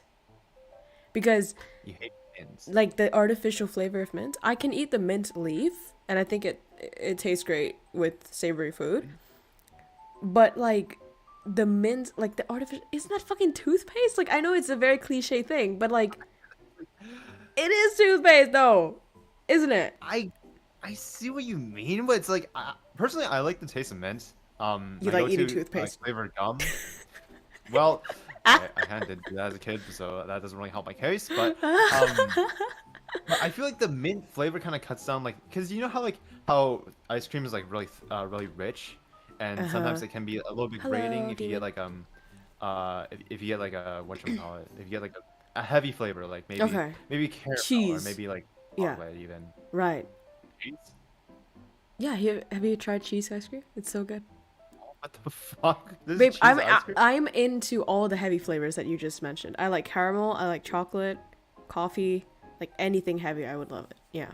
Yeah, I mean, I also like those flavors as well, but I also like mint chocolate chip because it kind of cuts down on, because it has like a sort of refreshing aftertaste, right? Why? Okay, That you might hate, but it's like it helps you eat more ice it's cream. cold. It's already like ice cream is already cold. You want extra coldness on top of that? I don't know, like maybe it's like summer. Maybe it's the M inside of you. Mint chocolate chip ice cream in summer is actually the best. It's so good. Nah, we have like, what is it? Lemon sorbet? Sherbet? Sorbet? How the fuck do you say that thing? Like the crush. I think they're different. Sorbet. Sorbet. Sure. Whatever the fuck that is. But Guys? there's like, yeah, but there's like the lemon type though. Like that's refreshing enough. Those Why are would you also need... good. That's like, I don't know, if you wanna. Wait, I don't have a good argument for this. I just, We're just I different. Like Yeah. yeah, that's about it. What else can we move on to? Food. Wait, I guess me... like. No, I was just thinking about food. 'Cause, I mean, that is a really broad topic, and we can talk a lot about food. Like, let's narrow it down. How about your own like cultures cuisine? That's a good one. Okay, so I have, in terms of desserts, I like tofu. I think in Chinese it's like tofu. Tofu? It's not tofu. There are like tofu desserts. Yeah, I've seen them. Yeah, you know that one, right? It's so like, it's like a sugary. Yeah, it's like a sugary liquid, and then you have like tofu. I guess like jelly, whatever. That's my favorite one. Yeah, I think I've eaten them as a kid. No, but did you eat the hot version, or did you eat it with ice? Hot version, I didn't. I think I ate the cold version because you Okay. can buy the cold version at the local Chinese supermarket. Yeah. Oh my god, dude, the cold version is the best, and then you have like crushed ice with it. Yeah, It's I never so had that, good. but I had the mango flavor usually. The mango. Ew! What are you talking? What? What It's are a different these flavor. things? It's different flavors. No, there. no. Bite. It's like Bite. The only acceptable flavor is jasmine flavor, and that's it. I've never seen jasmine flavor actually. Oh my god, bro. Okay, you gotta come to Vietnam. Like, it's super cheap. I'll just bring you everywhere to eat. Oh damn. Yeah, for free. Yeah. Because it's dirt cheap anyway. But then savory food, I think bún chả. You know bún chả? So it's like what is it called? It's like okay, just Can you like spell it out for me? yeah. So BUN space UN space CHA. CHA. Yeah. What is it? It's like a wait. What is this? It's like a soup sort of thing. Okay, so Wait, no, it's Meatballs or like yeah, it's not really meatballs. Wait, there's a word for it. One second. It's called grilled. No, it's not really grilled. What's that word? like It's like Japanese hamburger. Like It the well, Japanese no, but you don't burgers. put it on a grill though. So what you do is you put it in between these like little metal thingies, and then you have like a what? To like press it down. Yeah. It's like a charcoal kind of grill thing with like fire, Yeah. and then you just do that, and then you have vermicelli. Yeah, the rice noodles. Right? Yeah. I don't even try pronouncing that. Yeah, and then a bunch of herbs or herbs. I mean, some people, bro, my friends here in Australia make fun of the way I say herbs because it's American. Supposedly, it's it's herbs, right? Or is it herbs? What do you say? Yeah, no, don't Europeans say herbs like herbs or something like that? Like I don't know. I think over here we just say herbs. Oh, herbs. All right, Like, we pronounce H. fine, The whatever. whole reason why like Europeans don't pronounce H is that H is usually silent.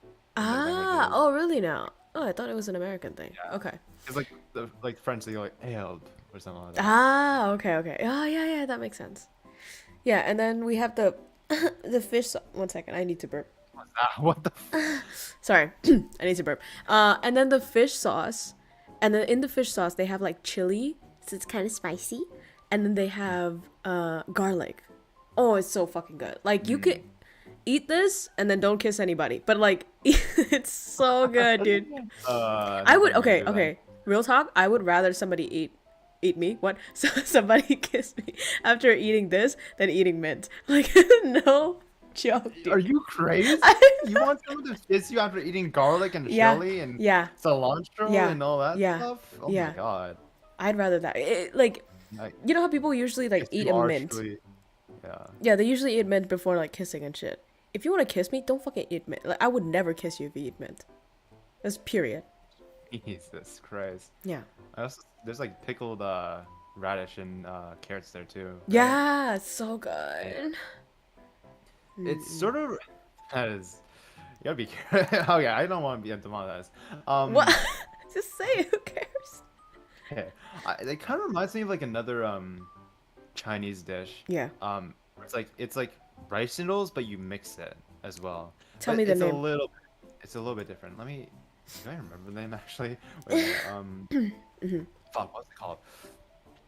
I haven't eaten it in so long. Fuck, what was it called? I know it's mung bean noodle. But I forgot what the dish is exactly. Or is it mung bean? I can't even remember. Fuck. Wait. I'm on a journey right now. Glass noodle. Is it fried glass noodle? It's not fried. It's like these long, thick glass noodles with with sesame sauce. Sesame sauce. I can't spell sesame. I can't spell sesame. What? It's SESESAME. SESE. No, SESE. Okay. How can I not? You're Canadian. Why am I telling you? I don't know. Dude, you gotta remember. You gotta like remind yourself that native English speakers are usually worse at speaking English than people. That's just excuses. Okay. Right. Japchae? Is that what it is? Japchae? But that's That's Korean like the though. Korean variant, I think. Oh. I don't think there's like, I don't remember what the Chinese name Is it like a salad? Kind of. It's sort of like it's like, I'll describe the dish to you. So it's like these thick, glass noodles Okay. with it's like cucumber, purple cabbage, carrots, Yeah. some sort of like ground meat. Usually it's like ground pork. Oh my Or god, it's I not know ground, it's exactly like what you're talking about. shredded pork, and then sesame sauce on top. Okay, wait. It's so good. It has peanuts, right? Yeah, peanuts. Okay, I know exactly what you're talking about. In Vietnam, we call that no, but it's like a salad. Yeah, Vietnamese salad. Mm-hmm. Yeah, Oh, you it's like a, that? Oh, yeah.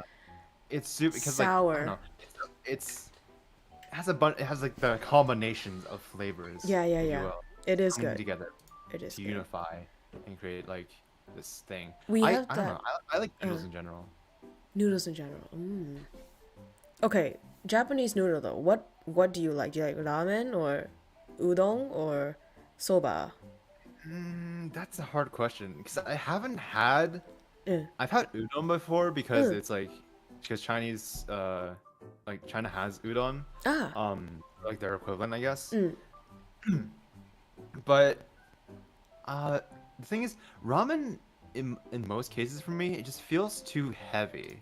Ramen is a You know? huh? I thought ramen Like- is the lighter one.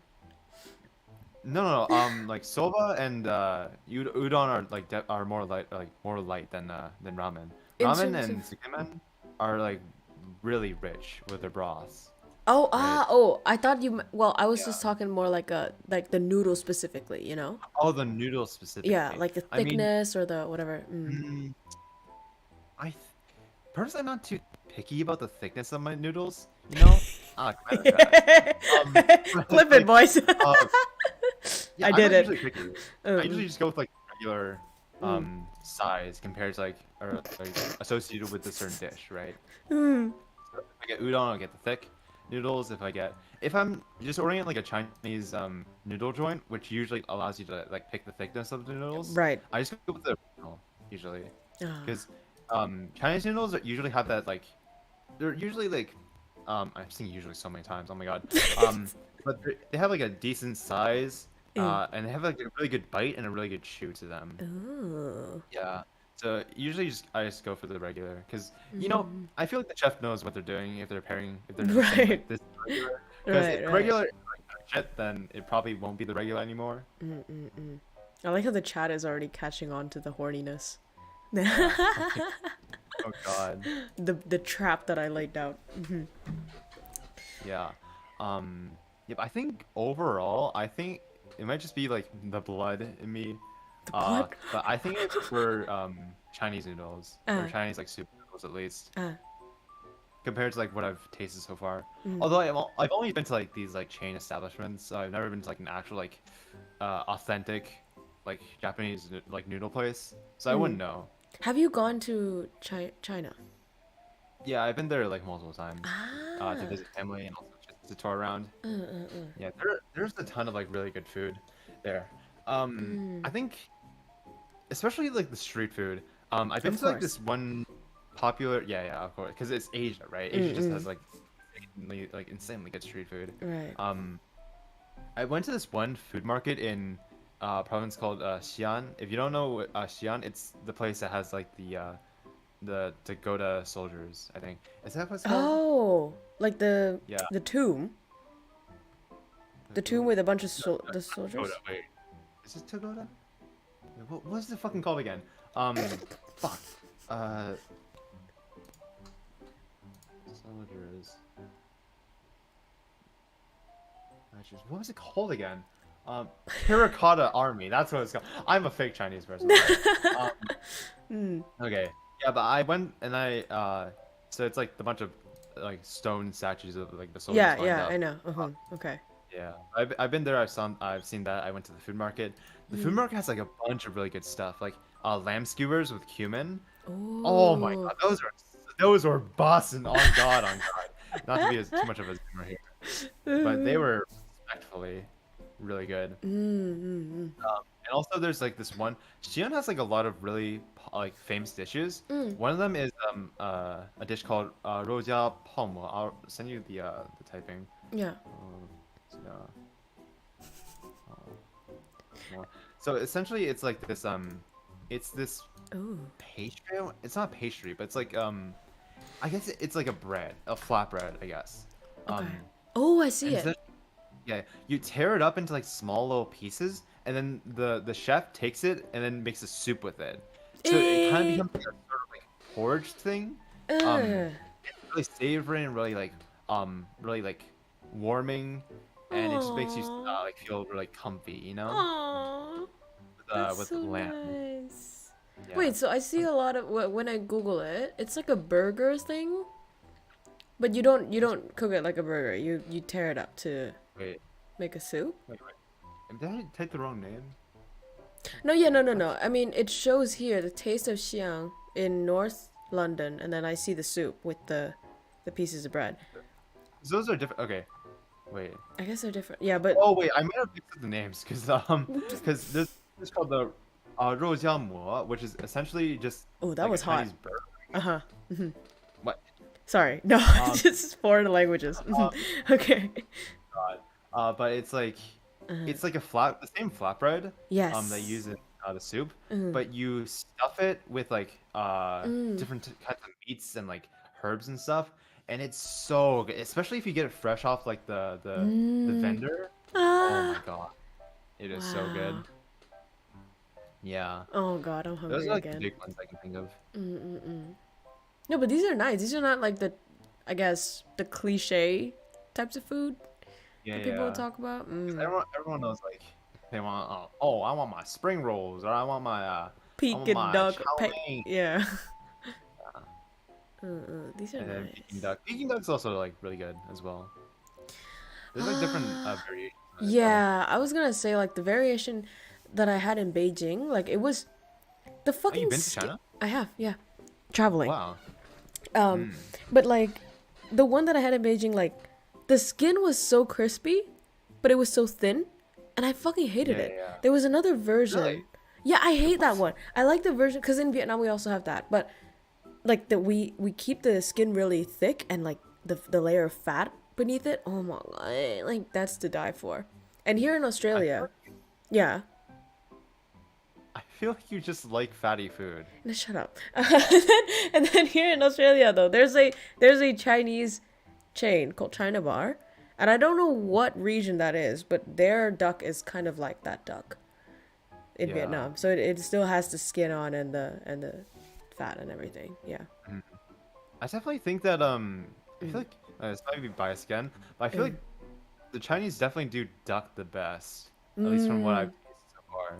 Yeah, it's like Chinese roast duck is so good. Like the skin is always like nice and crispy. You like the crispy version? I like the crispy skin. I like the crunch, dude. No. I like the crunch. Wait, Okay, don't tell me you like your bacon crunchy as well. bacon is like. I mean, I don't mind it like soft or crunchy. Oh, Either way okay. it goes. All right, you're based. Yeah. But, okay. I don't fucking cook it to like a burnt state though to crunch it, right?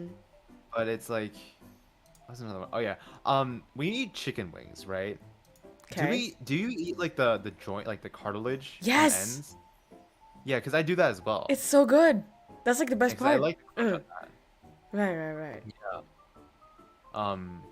Yeah, because I've seen some people where like they eat like the meat, but then they leave like the ends like totally Stop. unscathed, and I'm just like, That's I a look waste. like, you know, like that one face that like Tanjiro makes. Like, Yeah. I make that face, like, ugh, Oh my god. hell. Yeah. I guess our. Wait, can I Actually, ask you something before we move on to the Yeah. next one? Are you opening like my stream as well? I don't have it open right now, but I Okay. can open it. Yeah, can you open? Because I have a question though. Because like your stream is so smooth, and with mine it's kind of like laggy. Can you see? Oh, I see. Yeah. Yeah, how do I fix that shit? Uh, is it just like? Maybe it might just be like an internet tip, to be honest. I Really? don't know. That's It either it? might be that or like the fact that I'm hosting the room. I'm not too sure. Or maybe No, is no, it no, your, no. stream settings. Yeah. I think it's in stream settings, but like, how do you fix like stream settings on YouTube though? Or is it You. Or is it supposed to be on I haven't done Streamlabs? anything, like, YouTube. I've only done stuff on stream, on like my OBS. Yeah. Uh. So I go to settings and then wait a minute. Output. Output, right? And then bitrate, right? Yeah. What's your bitrate at right now? 9,000. 9,000? I have mine at 6,000 right now. Exactly. You might wanna lower it. Wait, so then, but I thought like higher is better. Yeah, but higher also takes up like more like how like I guess it takes up like more internet like space, I guess, right? Ah, so 6,000 is So it better. might be that as well. Eh. Yeah, I use 6,000 usually. Okay, I'll change it next time then. Yeah. Cause I like people have been complaining to me like you look a bit laggy, and I was like, shut the fuck up, I don't. But then now that I'm looking at your stream, like yes, I do. God damn it! But it's obviously not a model situation. Yeah. I don't really I just watch whatchamacallit. I watch a lot of like YouTube videos just saying like, oh, these are the best OBS settings for Yeah. your 2023, like those kind of videos. I watch those a lot. So, yeah. Oh, I mean they help then, right? Yeah. Okay, I'll just copy the exact stats that you have then later on. Right. All right. Next question. Okay. Next question is, what is your food crime? I know mine right now. Food crime. If you want, I can go for it. Yeah, food Oh, crime. I have It's multiple. something that, like, oh God. Okay. I guess I'll go first just to soften the blow. Okay. So my food crime is that when I ate cereal, so first of all, I poured in milk first, which is already like Same. pretty bad. No, same. We're good. Okay. Okay. But the other part is that I microwaved it. Yeah, I microwaved it afterwards. Oh God, oh God, I see her just dying on the stream. Oh God. You what? I microwaved it, yeah. Because the thing is, like, my parents always, like, especially my grandma, she always, like, stressed me, like, eating hot foods. Don't blame it on your grandma. Because, like, because, like, back in China, you wouldn't have, like, fresh milk. You would use, like, milk powder. Right? Oh, So okay. you like, mix it with hot water, and then that's Wait, how why they do make you not milk. have fresh milk? No, I do. But like, she's used to having milk hot. So that's why she, like, stressed us, like, as a kid, at least. I would, like, always microwave my cereal. Oh. Wait, do you microwave your milk before you have I don't do put it the anymore. cereal in? I don't really eat cereal that much anymore. Okay, so- no, but like when you did you put in the cereal then microwave it, or do you microwave the milk and then you put in cereal later? It would depend. I would do, like, both sometimes. What the fuck? Like, I would usually do, like, the less atrocious way, but there have been some times where I did do the microwave the whole thing. Yeah, no, I get the whole, yeah, like Desktop Turtle on my chat is saying, like, the Asian and the hot, like, warm liquid thing. Everybody tells us, like, you know, you gotta drink, like, hot stuff and warm stuff to keep yourself healthy and whatever. But, like, cereal? Bite? Cereal? Yeah. Okay.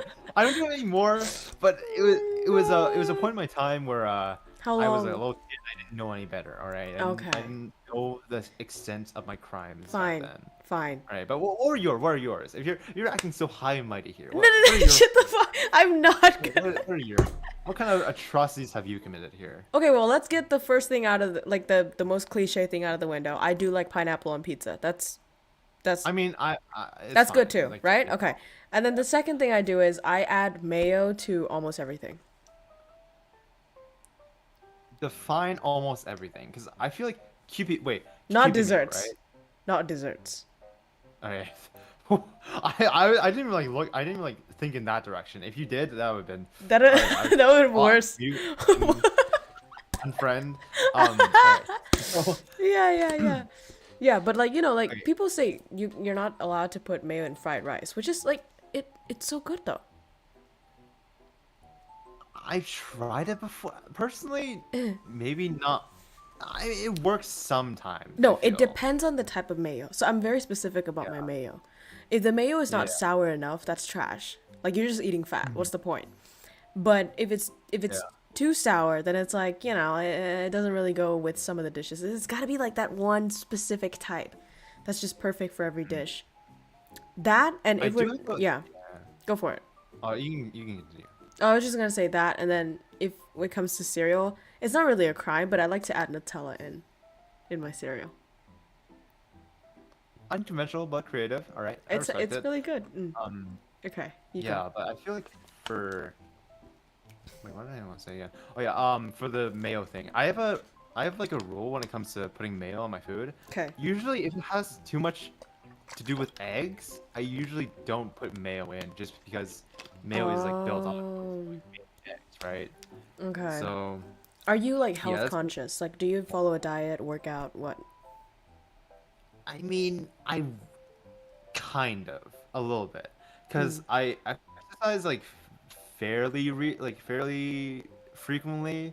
I usually only do like cardio though, so I have been to the gym. I had like a little bit of a routine at the gym, but then it got really busy in my life, so I didn't really have the time, and I started eating like shit. So that was unfortunate. Okay. But now since I have a bit more time, I kind of do want to go back to the gym, Yeah. try to eat a bit more healthy and stuff like that. Right. But I usually don't count calories at least. I try to eat like generally healthy foods. Like I try to always eat like vegetables with my meats. Oh, who's maybe, a like, good cut down boy? a little Kidding. Okay. I'm sorry. Dude, my chats accuse me of having like an Onesan king or like having like a mommy king. Oh, And now I'm never gonna no. fucking live this down at this Oh point. no. Wrong guest. Yeah. Oh jeez. All right. All right. Okay. Okay. Moving on. Wait, what was I gonna say again? I forgot. Dude, my fucking brain is leaking in my. Is my the head at this One-chan thing? The One-chan effect. point. Oh jeez. Okay, moving on. All right, next topic. All right, this is wait, the next couple topics are just a bunch of, like, very controversial. Oh, I love that. I love it. Go for it. 1 billion lions versus all the Pokemon. What the fuck? Huh? 1 billion lions versus all the Pokemon. What the fuck is lions? Lions. Oh, lions. Lion, yeah. 1 billion. Yeah. Dude, it's a highly contested topic on the internet. Have you And- not heard of this? No, I'm not a nerd. What do you mean on? Wait, this is talked about so frequently online. Personally, I'm in the Pokemon camp, Same. but I've heard takes where it's like, oh, 1 billion lions is a lot of lions. But it's like, Okay, wait. I don't know. I totally agree with you because like lions can't fucking fly. Easy, done. Yeah, Done question. This but is not. the thing is, people fucking have this idea that like, oh, the lions will create a ladder and reach fucking the Paimons, like Rayquaza and stuff, who can literally go into space, by the way. So Yeah. that totally nullifies your argument. Yeah. So it's like, oh, but 1 billion lions is a lot of lions, guys. Yeah, no, that's It's dumb. just, there's no, like, a Kyogre can fled the entire, like, world. Dialga and Palkia literally have, like, space and time, like, rending Yeah. abilities. Yeah. No way lions are gonna win against actual gods, right? Yeah, the people who just pick lions are just idiots. So this is not even controversial. I'm disappointed. Alright. Right, next one. Is water wet? Oh, for fuck's sake. I don't know how to answer this one. See, you pushed me to the British accent for some reason. Like, I really I was don't. gonna say, like, where did that come from? Sometimes I get there. Define wet. Wet, for me, No, is not wet for you. presence Scientifically. of water on the object. So I say, because water, when you add water to water, it's just more water. It doesn't make the water wet, right? So Yeah. I think that water is, by itself, is not wet. But when, like, put on another surface, it is wet. That is my take. That's why I So- think water is not wet. So it's it's the same thing with saying is fire burning, or like is fire burnt, or is fire, right? Like the same thing. Because like, fire is the thing that's burning the thing. Fire by Right. itself is not. Right.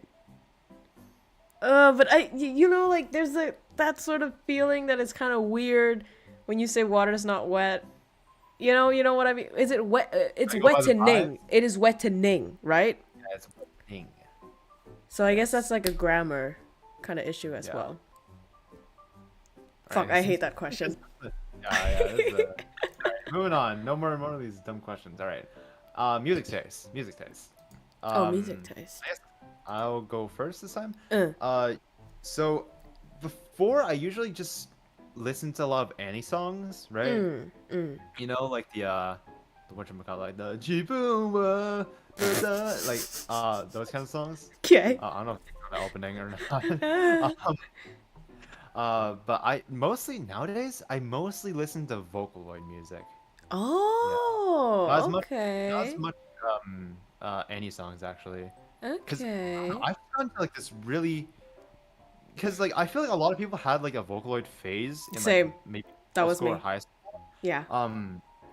But I just got into it, I feel, and I've just like discovered this whole new like I discovered like all these like new songs from like years back. Yes. And like these new modern songs too. It is classic though. It's timeless, I would say. Yeah. Who's your favorite traditional Vocaloid? I've been asked this. I think I got asked this last stream as well. This is a hard question. It's either Gumi or Luca, probably. I think. Oh, what the fuck? You're exactly like our friend. Nah. Wait, really? It's she. Well, she liked those two, specifically. Wait, how about you? Kagami no Ren. I know I just shat on people for liking Scaramouche just because he's a Shota. Shut the fuck up, it's not the same. This guy's a singer. No, but like, okay, first of all, the contrast in his outfit is really nice. I like the combination of black and yellow.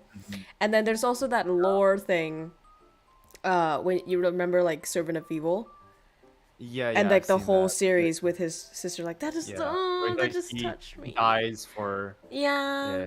her to escape and all that stuff. Yeah, so I like that. I don't like the like, you know, I had this phase back in like middle school and whatever, but even back then, when like this cancel culture or like whatever the fuck, you know, I felt so weird about Ren and Miku together. Because sometimes that is I guess. Because Miku is sometimes more portrayed as like an older version. Yeah, I never really even thought about that angle. I fucking hate that ship. Yeah, but then there's also ships of like him and his twin sister, which is kind of weird as well. Like I don't give a fuck about the ship. I just like him. I think the whole point of that is that like they're technically not siblings. Yeah. Two sides of the same coin. I guess. So they can be like interpreted in like different ways, where it's like I guess so. master servants, siblings, or lovers. Like whatever. Yes. I don't know. Rivals. I just like him as him. And I used to like Gakupo. Gakupo, because he's a pervert. Oh yeah, I feel like. Have you watched the Nico live shows for Vocaloid? The one with like the hologram? Yeah, like Nico Cho Party, I think it's called. Wait, let me Google it. It's like I might not know the name. These like live performances of like Vocaloid songs with like the holograms and stuff. Oh yeah, I've seen those. Yeah.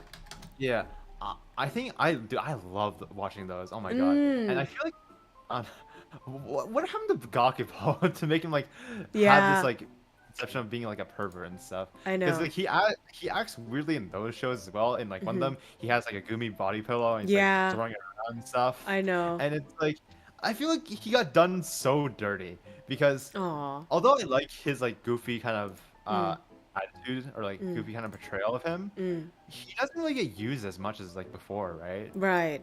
Yeah. But even though like his new version, like, I think Gakuto like V4 or V5 or something like that, it sounds so good. I don't know. Have you heard of Dancing Samurai V4? Yes. Gakuto? Yes. It sounds so realistic. I know. It's crazy. He's great. Like, yeah. My eggplant. And also like your eggplant. Oh god. Maybe that's why he got mistaken as a pervert because his like emotion was like, Right, oh right. god, I think one of my first songs that I heard of him was the one where he had like a harem. oh What jeez. was it? I don't Yeah, know the song's name, but I think I've seen it before. yeah, yeah, yeah, Um, yeah. oh god. It was weird. Uh, Hmm. Jesus Christ. Also, speaking of like underused Vocaloids, Meiko and Kaito, right? Kaito, Yeah. Because I feel like everyone simped over Kaito back in the day. back in the day, yes, but not. Yeah, Yeah, I think he yeah, because became too mainstream, and then nobody wanted him. he was like the only like well, Gakpo existed, but he was like kind of goofy. Mm. Like Kaito was the only like actual like handsome ikemen like Yes, Vocaloid out yes, there, right? right. And I really like the duets that the two have. Like On the Rocks, you know that song? On what? On the Rocks. Oh no. Yeah, essentially it's like this Kaito and Meiko duet, and it's probably I feel like it's probably their best song, I think. Oh. At least in my eyes. Oh wow. I'll try to Although I listen do to like this. other yeah. Although I do like it's sort of like a jazzy influence. Mm. If you don't know the producer of the song, Oster Project, they do a lot of like these sort of like jazzy um swingy, I guess. Oh, Sort that's of the like pieces. best kind. Oh, yeah. Do you know Alice in Musicland? Do you know that song? Alice in Musicland. No. Yeah, it's also by the same thing. So, same producer. But it's sort of like it's a I don't know how Broadway. long yeah, it's sort of like a Broadway sort of sounding song, I guess. Alice in Musicland. It's a play on like Alice in Wonderland, Yeah. obviously. But you have like the different like singers for or different vocaloids for the different characters. Like the Cheshire Cat is I forgot, and then there's like a Kaito plays like this mysterious like like guide, I guess. And I forgot who was like Alice, but it was all like super cool. Oh. Uh, Oh, like these VTubers do a cover of it as well. Interesting. It's oh probably yeah, yeah, very yeah. famous then. I think it's pretty notable. Not like super mainstream, but like I think I'd say it's pretty like pretty well known. Yeah. So wait, so what Uh, got you into Vocaloid? Especially so late. VTubers. Ah, okay. Right. Yeah. So uh, obviously like the VTuber boom happened and everyone was covering King, right? And I Okay, was like, yeah, "Oh, yeah, yeah, that one. this is a Vocaloid song. I see, I see." 'Cause obviously as an anime fan, I had like a passing familiarity with Vocaloid Right. because like of all like Miku memes like Miku da yo and all that stuff. Right. Yeah, yeah. Um But then like King came out, and then I looked into Kanaria, which is like the producer for King. Their discography. Oh my god, I can't speak.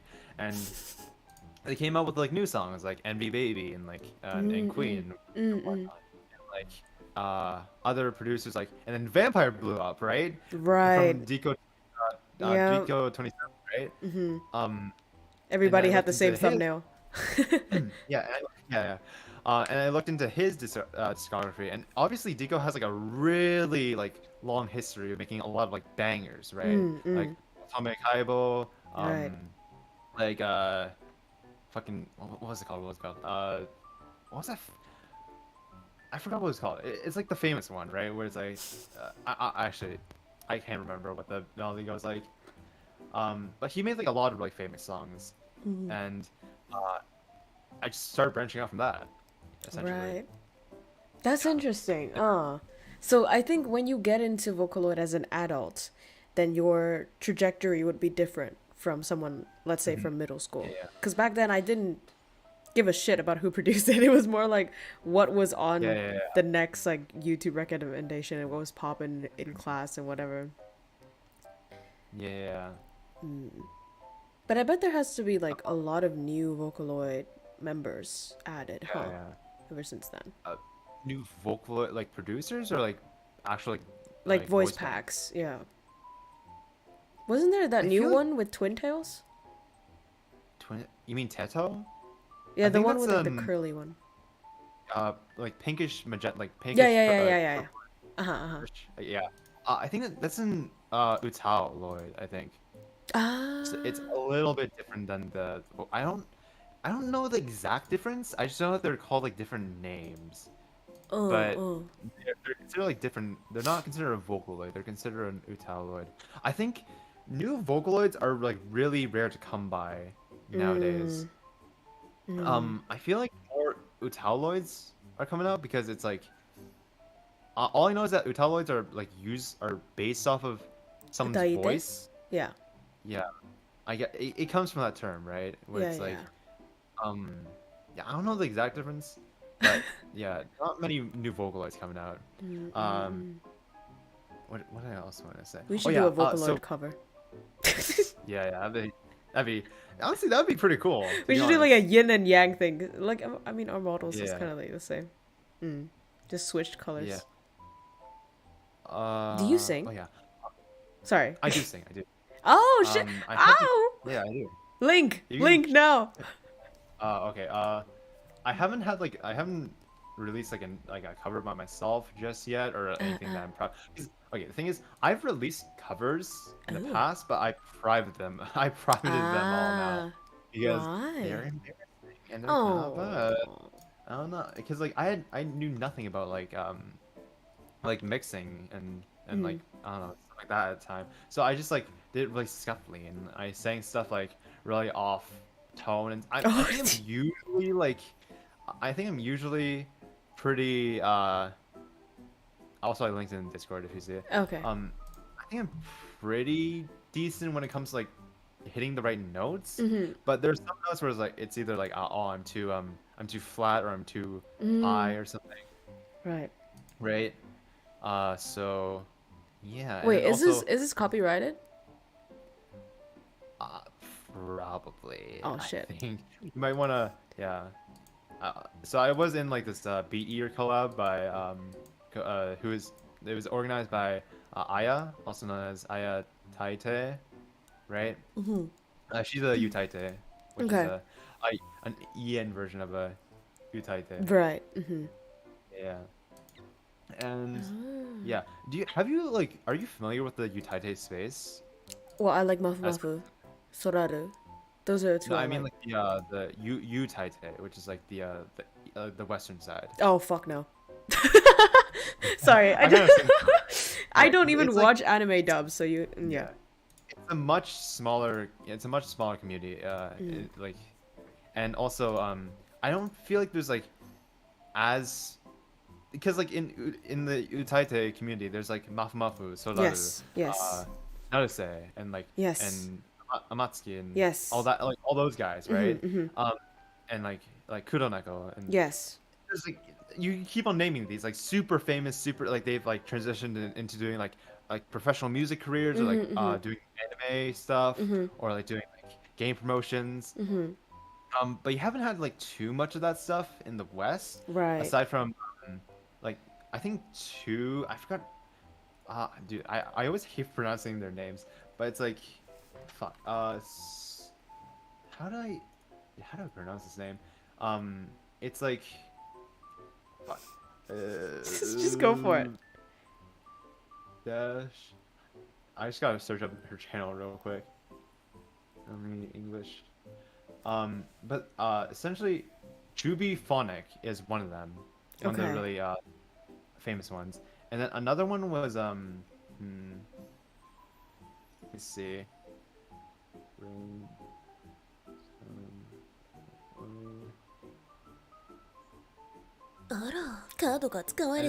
Ice Watercom says, you look thirsty.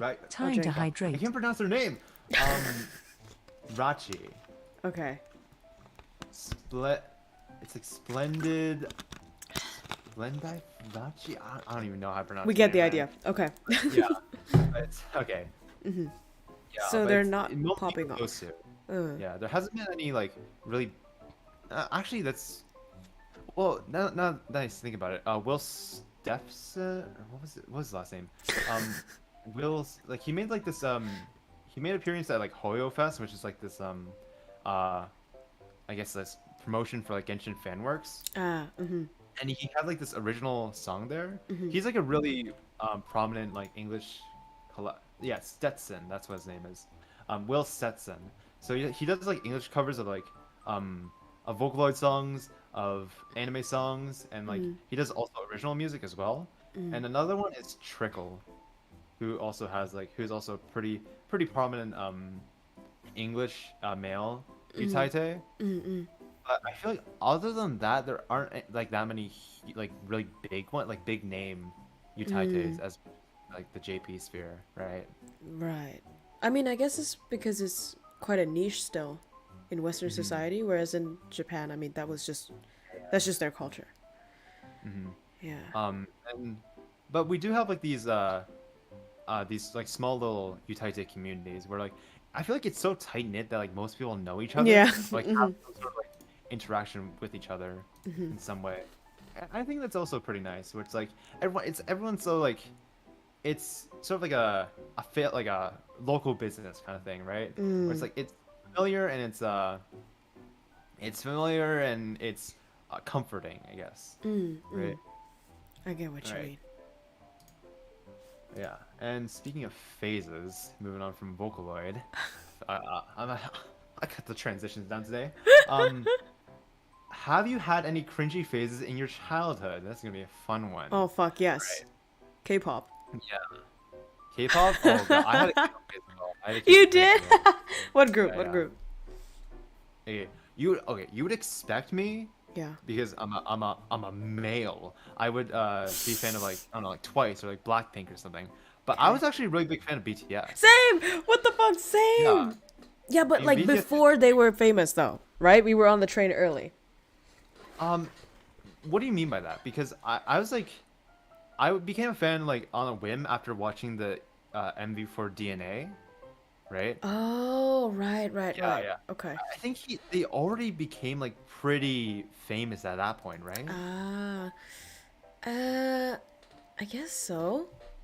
Yeah, are you talking about like the like when they had like the goth guy like b-boy aesthetic? Yes. That's when I started going in. Yeah. I do know some of their old songs. I really like their old songs as well. Their old songs are good. Bro, I fucking cried to it. I danced to it. I wrote fanfics about it. Bro, that was... Oh my god. You're a fanfic writer? I'm sorry, man. Like, I was actually a prolific writer in my own community, in my own Wattpad community. Like, I think some of my fanfics were like top of Vietnam, like searches for BTS fanfic. And, but thankfully, I made out of there alive. And hopefully nobody will find that, but I don't know. It's still up there.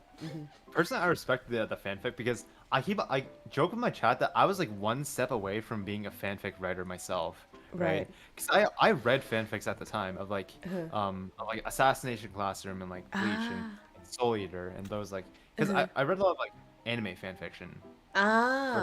Okay. And I was already like a pretty creative like minded person because I drew a lot. Same. Kid. Just a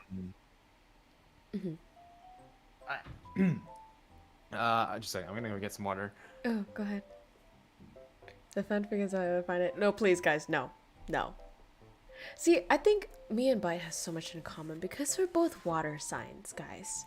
It all comes down to astrology, the real science of the world.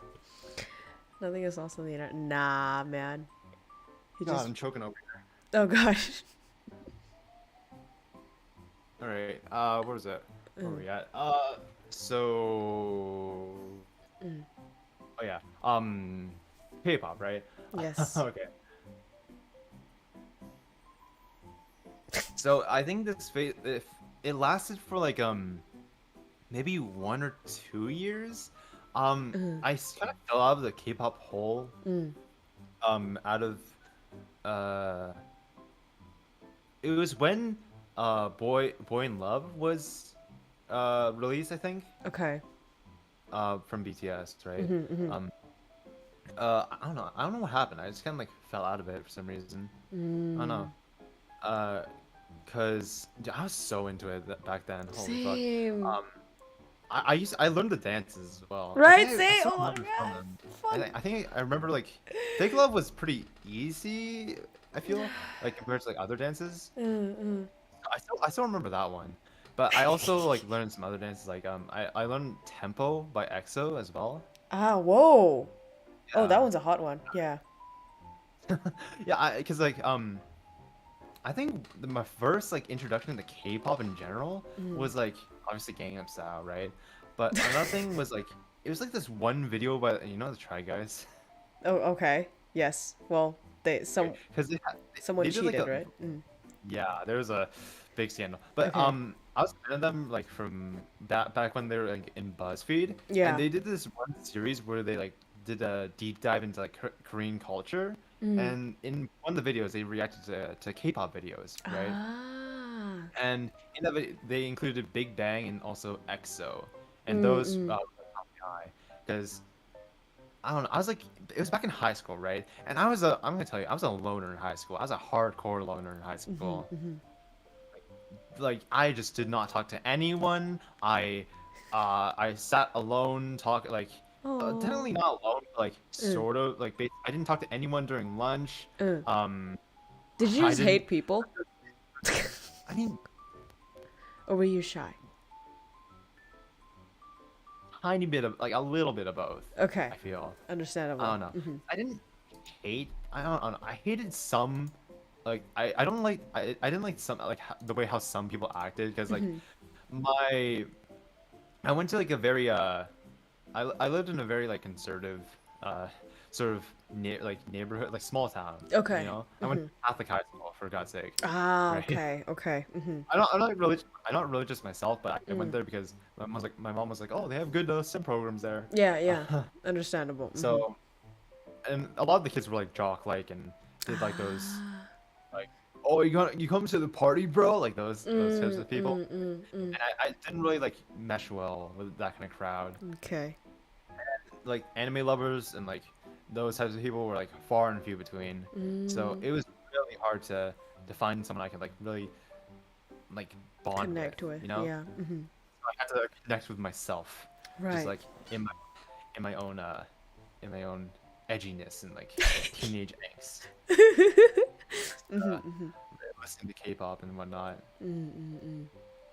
Yeah. Wait, so you started in high school? The first exposure that you had was in high school? Yeah, so from like freshman to I'm just gonna use fucking grade numbers because the American way of going like, oh, freshman, sophomore, senior, Jesus junior, Christ. So it was from like grade 9 to grade 10, kind of tapering off at like maybe the beginning of grade 11. Oh wow, that's pretty late then. Interesting. Yeah. What was your phase? Well, see, the thing is, Korean culture is quite like popular in Vietnam. So not like in kindergarten, but I think in grade school, I think it started. Like first grade already. Yeah.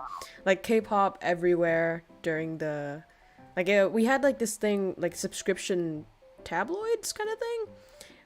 Where you would have like traditional newspaper, I would say, or like magazine, and then each of the student would sign up to a magazine that they would like to read weekly, and then the class president would go and take those magazines back to class and distribute it to everyone.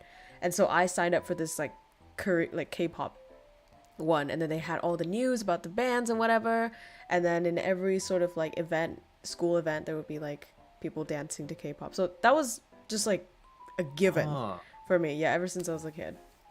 Yeah, I heard that apparently in Southeast Asia, like K-pop is huge. Yep. I see someone in my chat, right? They're saying like, oh, like K-pop is huge in like in the Philippines, for example, as well. I heard in Indonesia as well. It's huge. Right. Ginormous. Yeah. Yeah, in Western culture, I guess it's a bit. Yeah. Yeah. That's interesting. You had like a tabloid though for it. Yeah, it was so fun. Oh my god, I'm kind of sad. I kind of want to research if they're still alive because traditional media is kind of dead, but like they had such cute things, and it was like, oh my god, they had like astrological sign stuff as well. Maybe that's where I got like brainwashed. Is that how you got into it? No, okay. Vietnam went through a phase. Well, not Vietnam, but kind of. Vietnamese like teenagers went through a phase where astrology was like everything. So we had like an entire book series about astrology, yeah, and then comic books made about astrology, and everything was just astrology. Everyone, like, they had fucking astrology perfumes and fucking, yeah. Perfume? Perfumes. Perfume. So, like, each of the sign would have a scent, I guess. And you would smell like a Scorpio.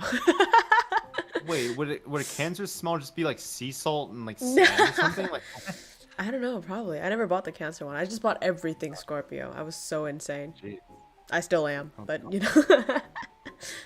Yeah. Oh my god. Yeah. So like back then was like whatchamacallit, was like Super Junior like the big thing? Super Junior was big, but Super Junior was more for the older generation. For my generation, like 2001, our big was like SNSD, Big Bang. Those were the first big ones. SNSD. I don't think Girls' Generation. Girls' Generation. Oh, Girls' Generation. Okay. I see, yeah. That one was big, and then it just went up from there. What Girls' Generation is that? You know G, obviously. Yeah. Yeah. So the first time I heard that, it's a really old song apparently. Very.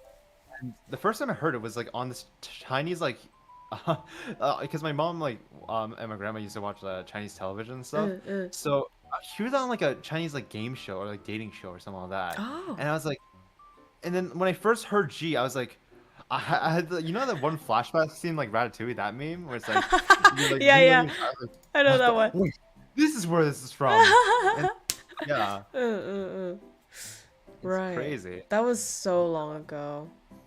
Yeah. But some of them are good. Okay, do you know the fuck? What's the name of it again? Wait 1 second. I need to Google as well. We're just shit at names today. Oh yeah, we are. It was. Oh god. Okay, but it is called Troublemaker, the duo. Troublemaker. You don't know them? Troublemaker. It's on like the tip of my tongue, right? Troublemaker. Yeah. So it's like a duo. There's a song, right? It is a song, but it's also a duo.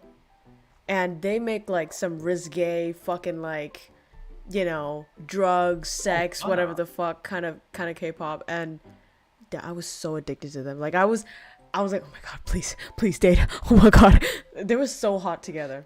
But they disbanded. Oh wait, so it's the fucking. They had like that one dance. Yeah. Yeah, where you like do the hand thing. That. Yeah. Oh my god. Like to me, hormonal teen, like that was, oh my god, that was everything.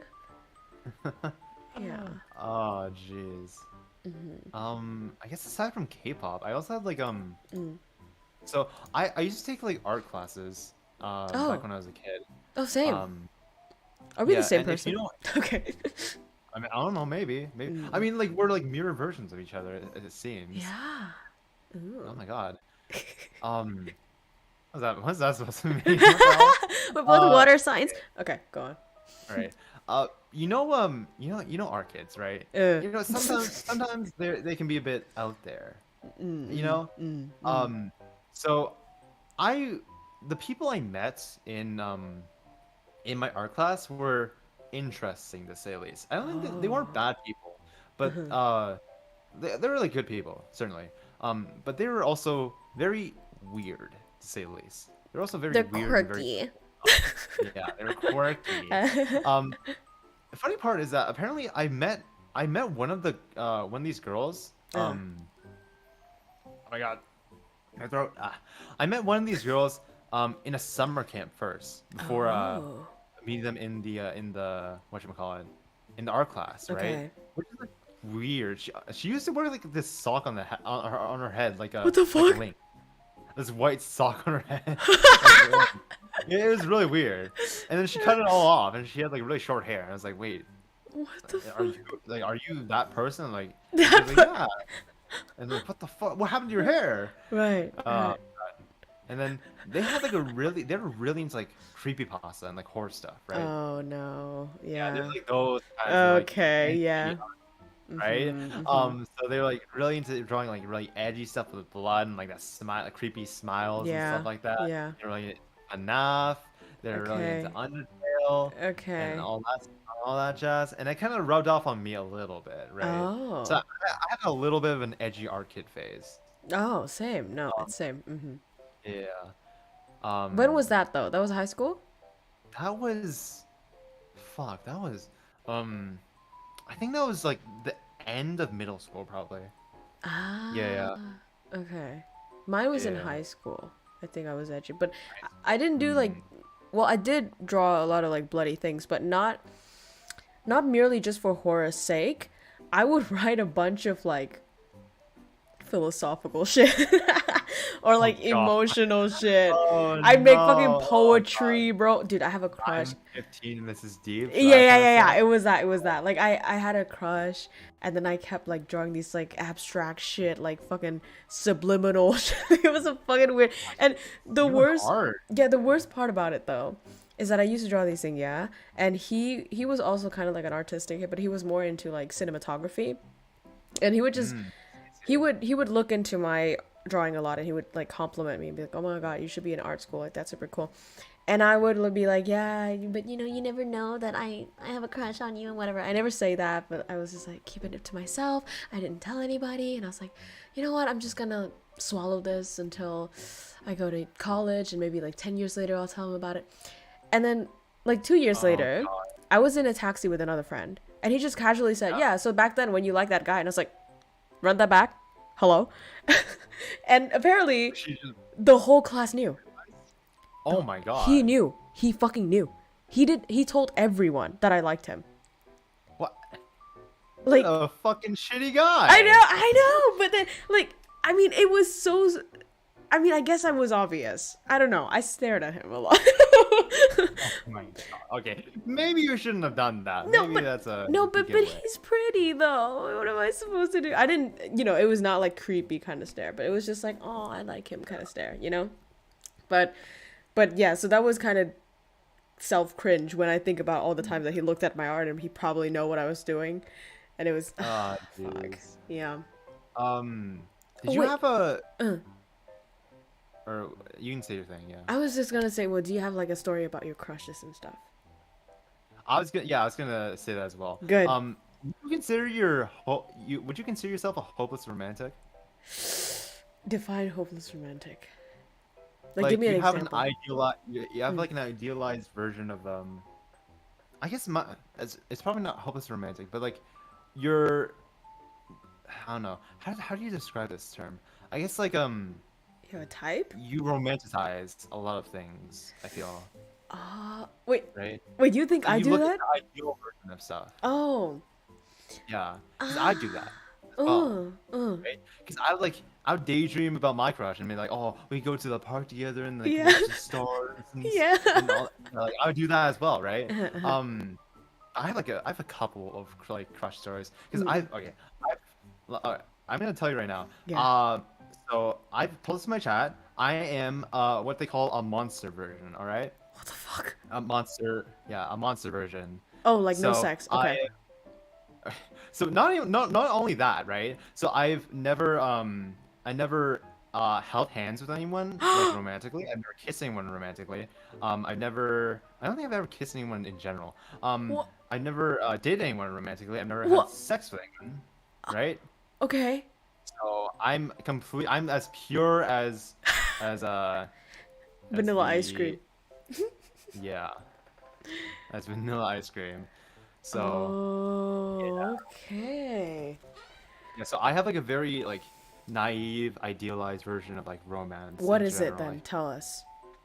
I don't know. I have like the picture of like, oh, we on our honeymoon we can go and watch the sunset on our swan boat and go to I don't know, like fucking like you know like cliche love story tropes. I get right? it. It doesn't help that I'm like a big like shoujo fan as well. All right. Well, that makes sense. Well, then, do you have what's your like type then? Your ideal type? What's your type? I don't know. Someone who likes me back. I think the whole chat just stood up and applauded you for that because everybody thinks that as well. No, because I've told my chat like this. I've told you guys so many times. Like Jesus Christ. Whatchamacallit? Oh yeah, crush stories.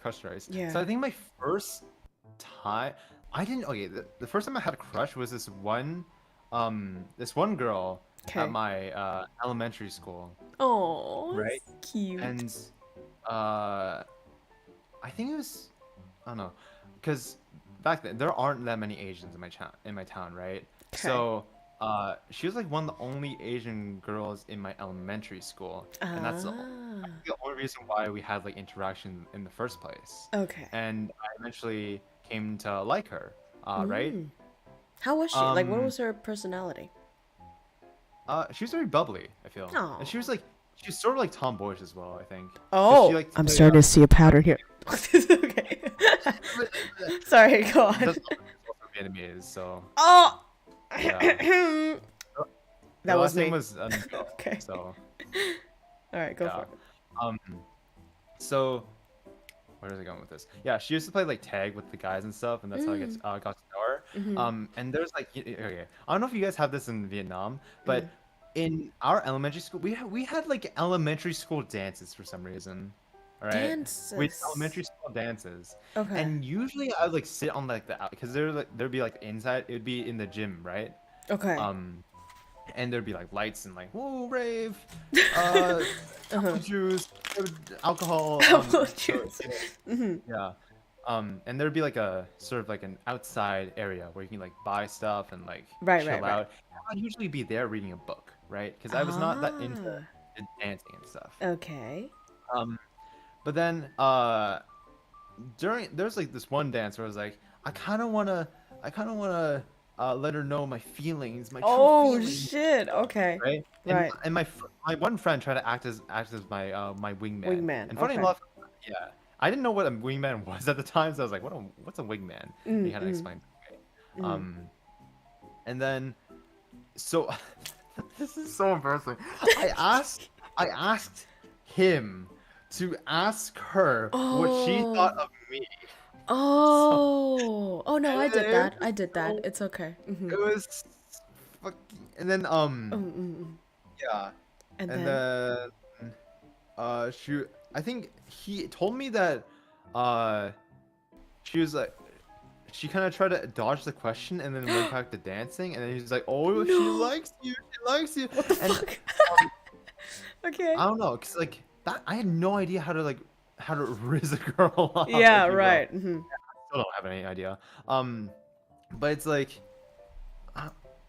nothing really spawned out of that. Like I never like tried to flirt with her. I never tried to like ask her out or anything like that. You didn't? The entire time? Yeah, and I eventually like transferred schools. No. Yeah. Bad ending. Yeah. Aww. And yeah, I don't know. Shit, and then we went to different high schools, and then I eventually transferred to her high school for like the Catholic high school for like the STEM stuff. But then she was entirely different by that point. Oh no. Because she was like an Asian baby girl at that point. Yeah. So by that point you just stopped liking her because she was that type then. I mean, I don't know, like it kind of fizzled out like after I transferred schools in the first place. I was a huge gamer. I was like so into gaming back then. I was just like I was focused on gaming instead of girls. Because girls are stinky. Right. I see. That's kind of cute though. I don't see any guy who does that thing about like, ask her how she feels about me. That's usually what girls do. So that's really cute that you do that. I joke that like, well, I kind of joke with my friends that I have like a maiden's heart or something like that.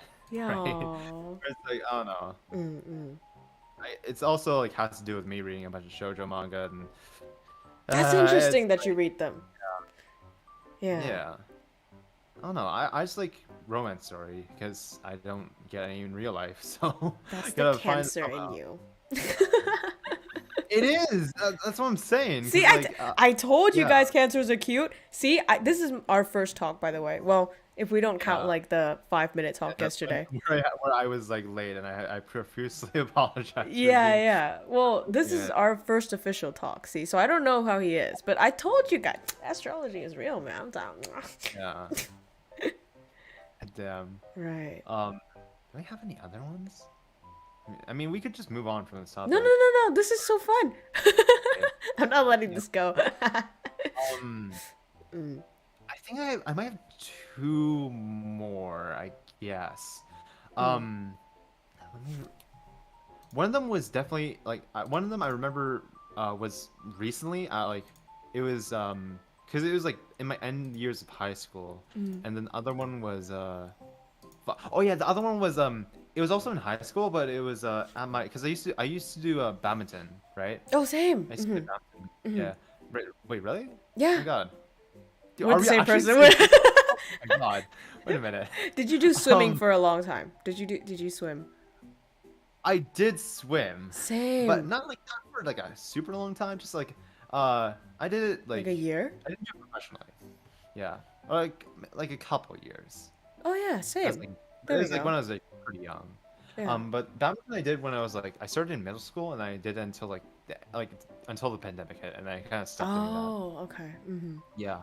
And then yeah, so it was at badminton. So I had a crush on this one girl at badminton place. For being, I don't know, like at first I didn't like her in that way because like she was like a bro, right? Ah, okay. I see. I know you're saying that you see a trend here, but it's like,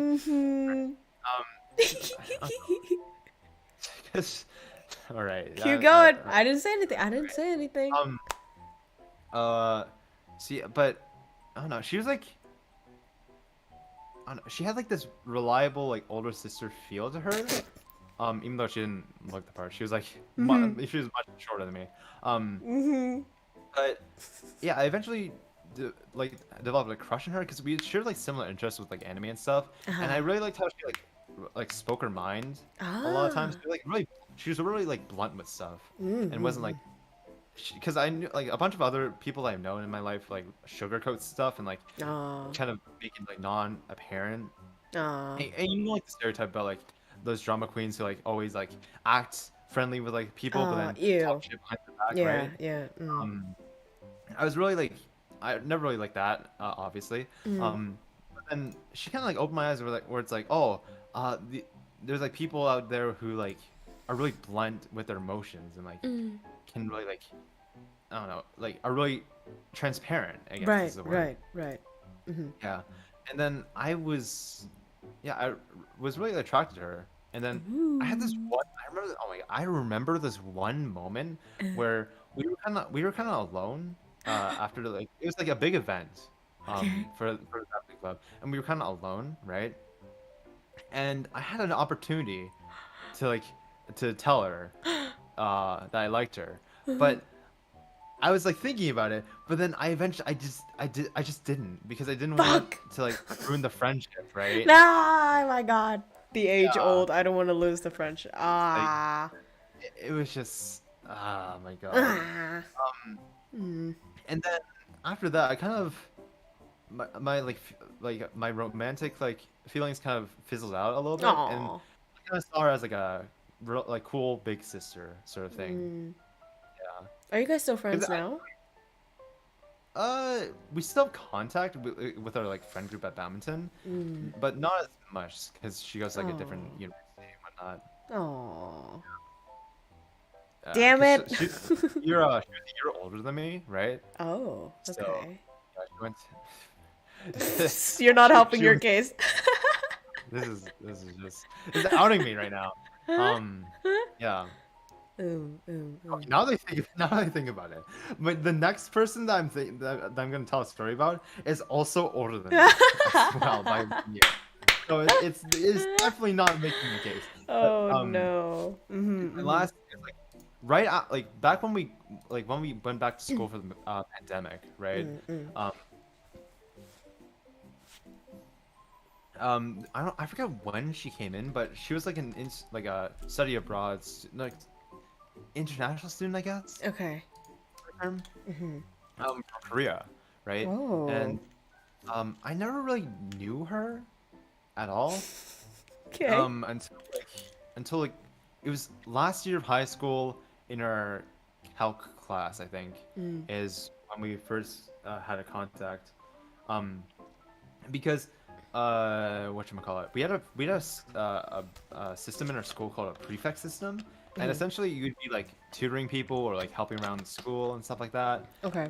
You know, nerd stuff. And I was part of that, right? And then one day after class, there was like announcements like, oh, like everyone who wants to be a prefect, please come to blah blah blah blah blah. And then she was like, oh, Bite, you're a prefect, right? And I was like, oh yeah, I'm a prefect, yeah. And then I was already like sort of like interested in her at that point. Cause you're and then I pretty. kinda, maybe. That's it. You Oh no. men. Okay, to defend my case, I was attracted to the previous person because of their personality. All right. But Are you saying they're ugly? yeah. Well, no. Exactly. By no means. Okay. But I'm saying like, okay, so.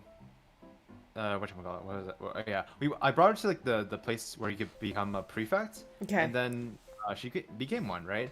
And then I kind of sort of taught her like the ropes and stuff. Oh, And okay. afterwards, from that time on, we kind of walked home from school together. after Every class. day. Most days at least. Oh. Sometimes she would like walk with her friends. Sometimes I'd have to get home quicker to deal with something. But most days we did walk home together. And we'd like talk about stuff and whatnot, right? Okay. That how it works is that she still had a year to go. For some because like transfer rules or whatever. Though she was like a year older than me, because like the way that it works is that it's a bit. I forgot exactly how it works, but the schooling, because you know how like Korea and like in most Asian countries they start school in the spring, right? Yes. I don't know about Vietnam. Is it the same there? No, we start at the fall. Yeah, because over here we also start in the fall. So it was a little bit different because she already completed her like school year, but when she came here, there's still like a little bit to go. So she ended up a year behind. Ah, okay. Yeah.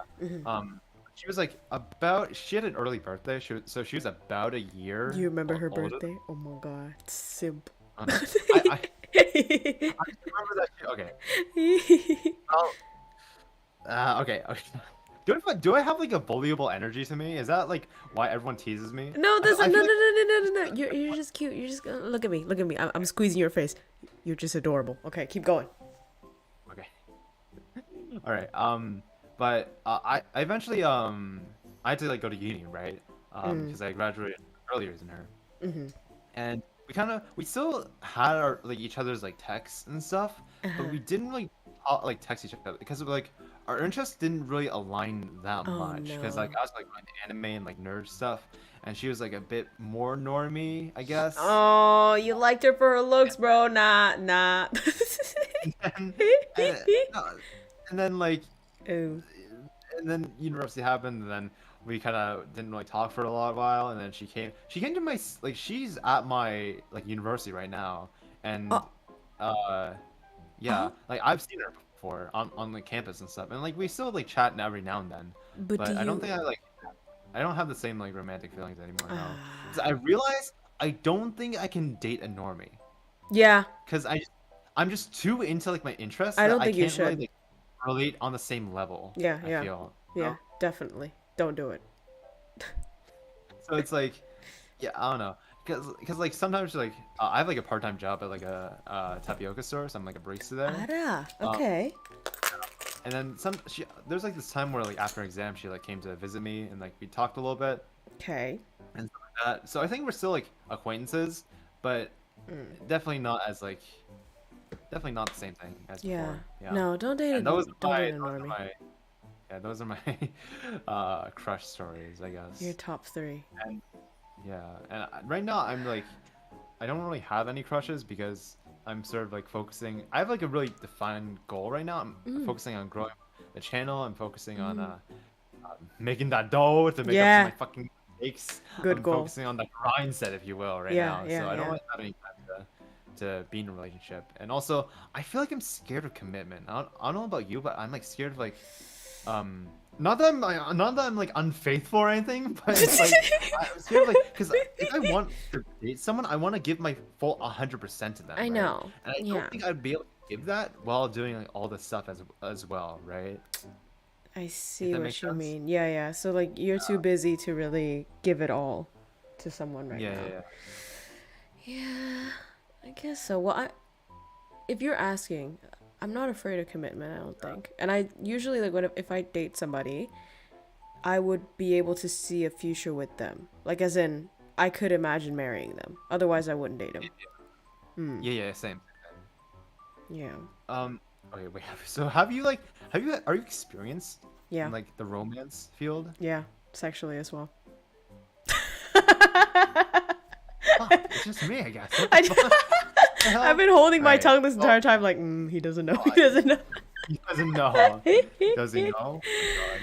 Yeah. I guess it's just, I get it might be just me like huffing and coping here, but like maybe like what? I still have like a lot of time left. I'm still young. No, you do. Yeah, it's like there's no rush here. Your chat is bullying you.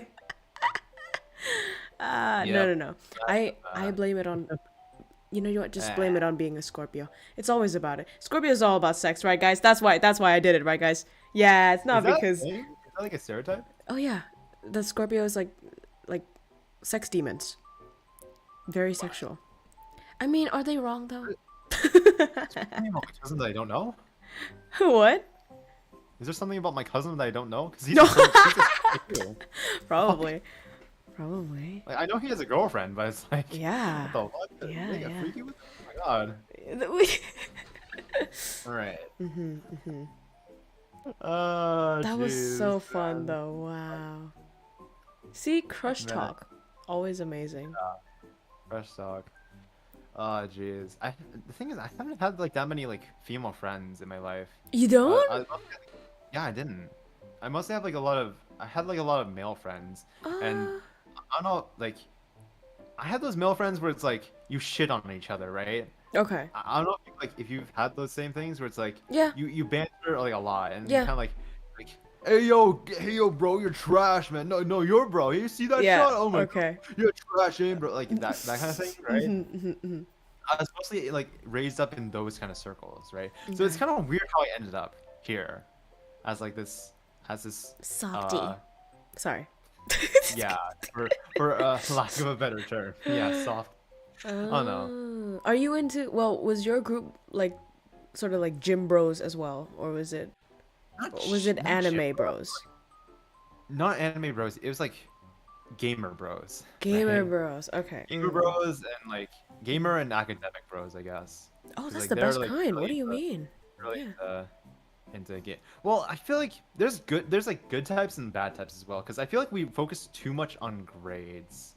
I feel like I've realized now in like uni and like meeting a bunch of different people is that like grades aren't like the end all be all, and also I used to look down like other people who had like really bad grades, but now now I feel like because they've had they have their own struggles, they like are going through different things, and it's like it's unfair to like put the same expectation on other people as you do yourself, right? Because I had very, very high expectations for myself. Same. Right?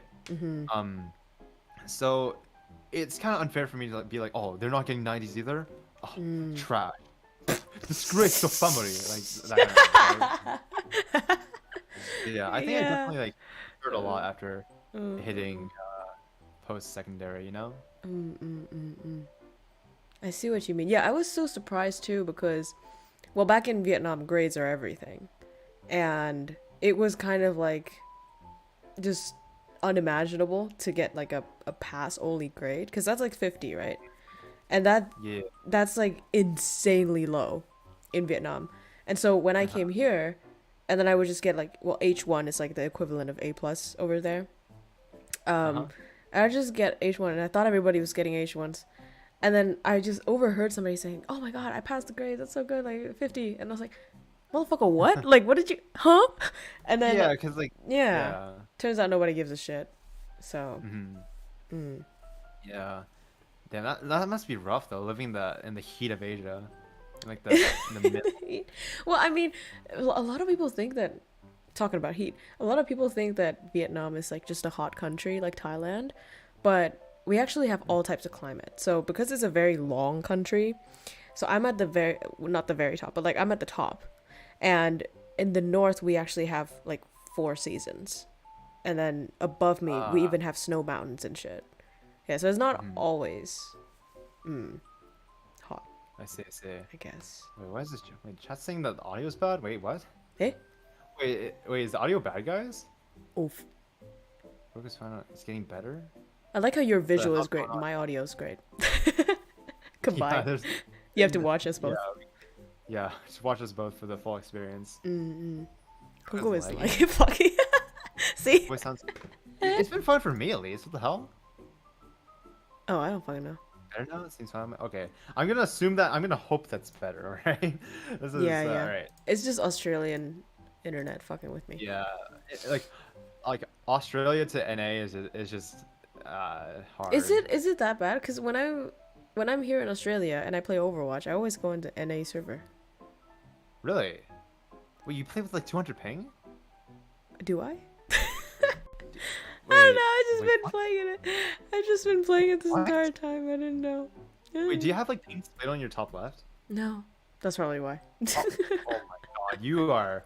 I've been built ruining different. people's Oh my god. Wait a minute. Must you play Overwatch? Yeah. Oh yeah, I saw you play you're I guess the next topic is about games anyway. So Okay, let's talk about awesome. that.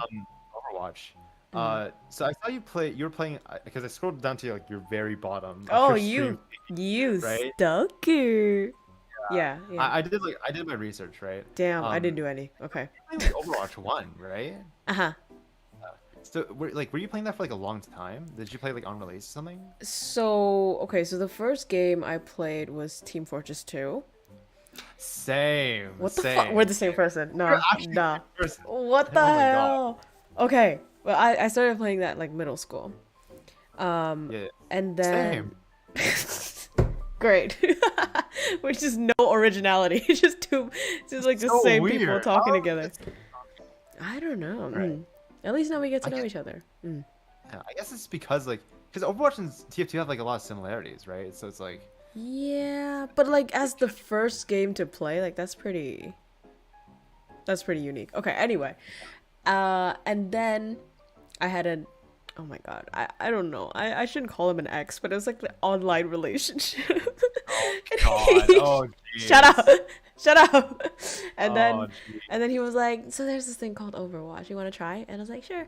And then I came in just blown away by the amount of graphics, like shit, like effects or whatever the fuck in my eyes.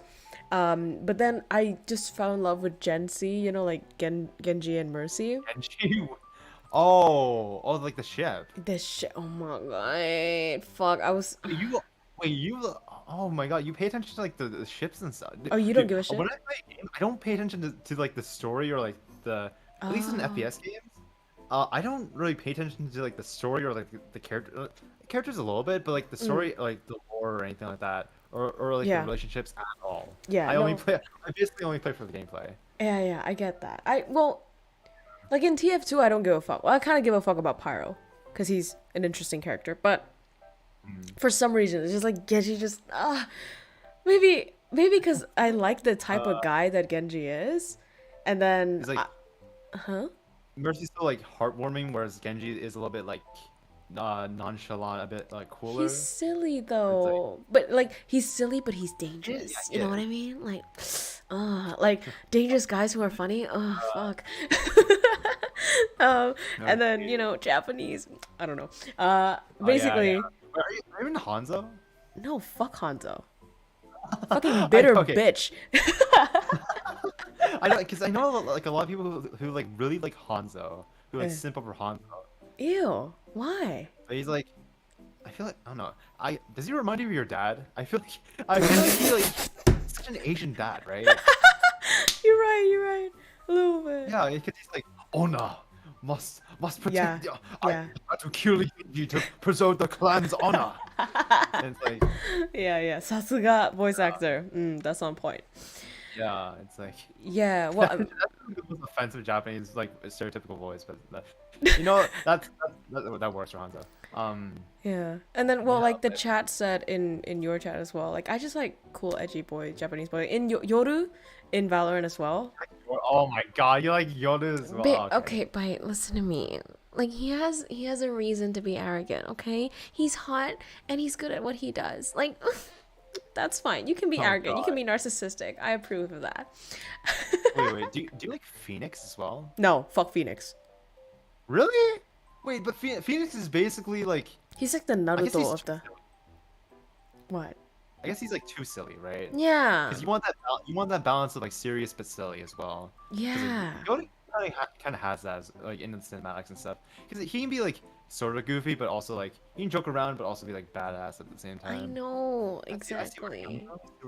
It's the yin and yang, you know. It's the mixture of chaos and order, of like somebody who can be a beast but they can control it. You know what I mean?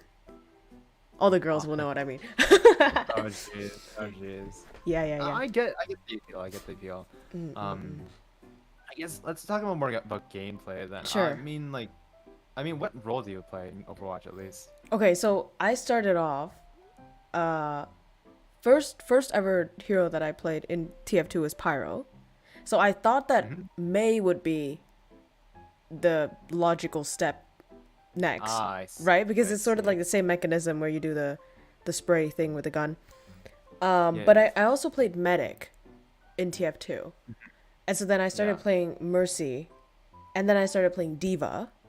So those are my two mains, Mercy and Diva. But then I also played all of the healers. But I like that was kind of sad, really, because remember when in Overwatch 1 when you queue to be a DPS, it would take like fucking forever. Yeah. Roll queue. Oh my fucking exactly. God, so I'm so impatient. Part of the reason why I like FPS is also because I'm too impatient. So then I would never just queue for DPS whatsoever. So you played tank or support? Tank or support, yeah. And then some of Zarya as well. I was sort of the same thing. Just a little bit different. So TF2, I came from. I played Soldier primarily. I have 3,000 hours in TF2. Oh like, my god! I have 3,000 hours in TF2. I have like I have like 1,000 hours in Apex, I think. It's like, yeah. I only have like maybe 500 hours in Overwatch. Oh, only 500 hours. Like yeah, no, that's pretty low. But I played Soldier in TF2, and I also played I sort of dabbled in like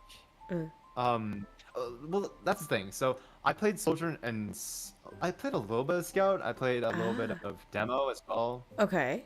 And a tiny teensy little bit of Spy sprinkled in there. Oh, Spy is so hard. Yeah, I tried to learn like trick stabbing and stuff. It's so right. It's so hard. I could not. So when I went to Overwatch, I played Junkrat, and I played Pharah, and like these explosive projectile characters. Right. The quiet but kid. then yeah, the quiet kid. But yeah, I played a lot of DPS in the beginning, and obviously I played Genji because he's like a cool ninja, cyber ninja, Japanese guy. Yeah.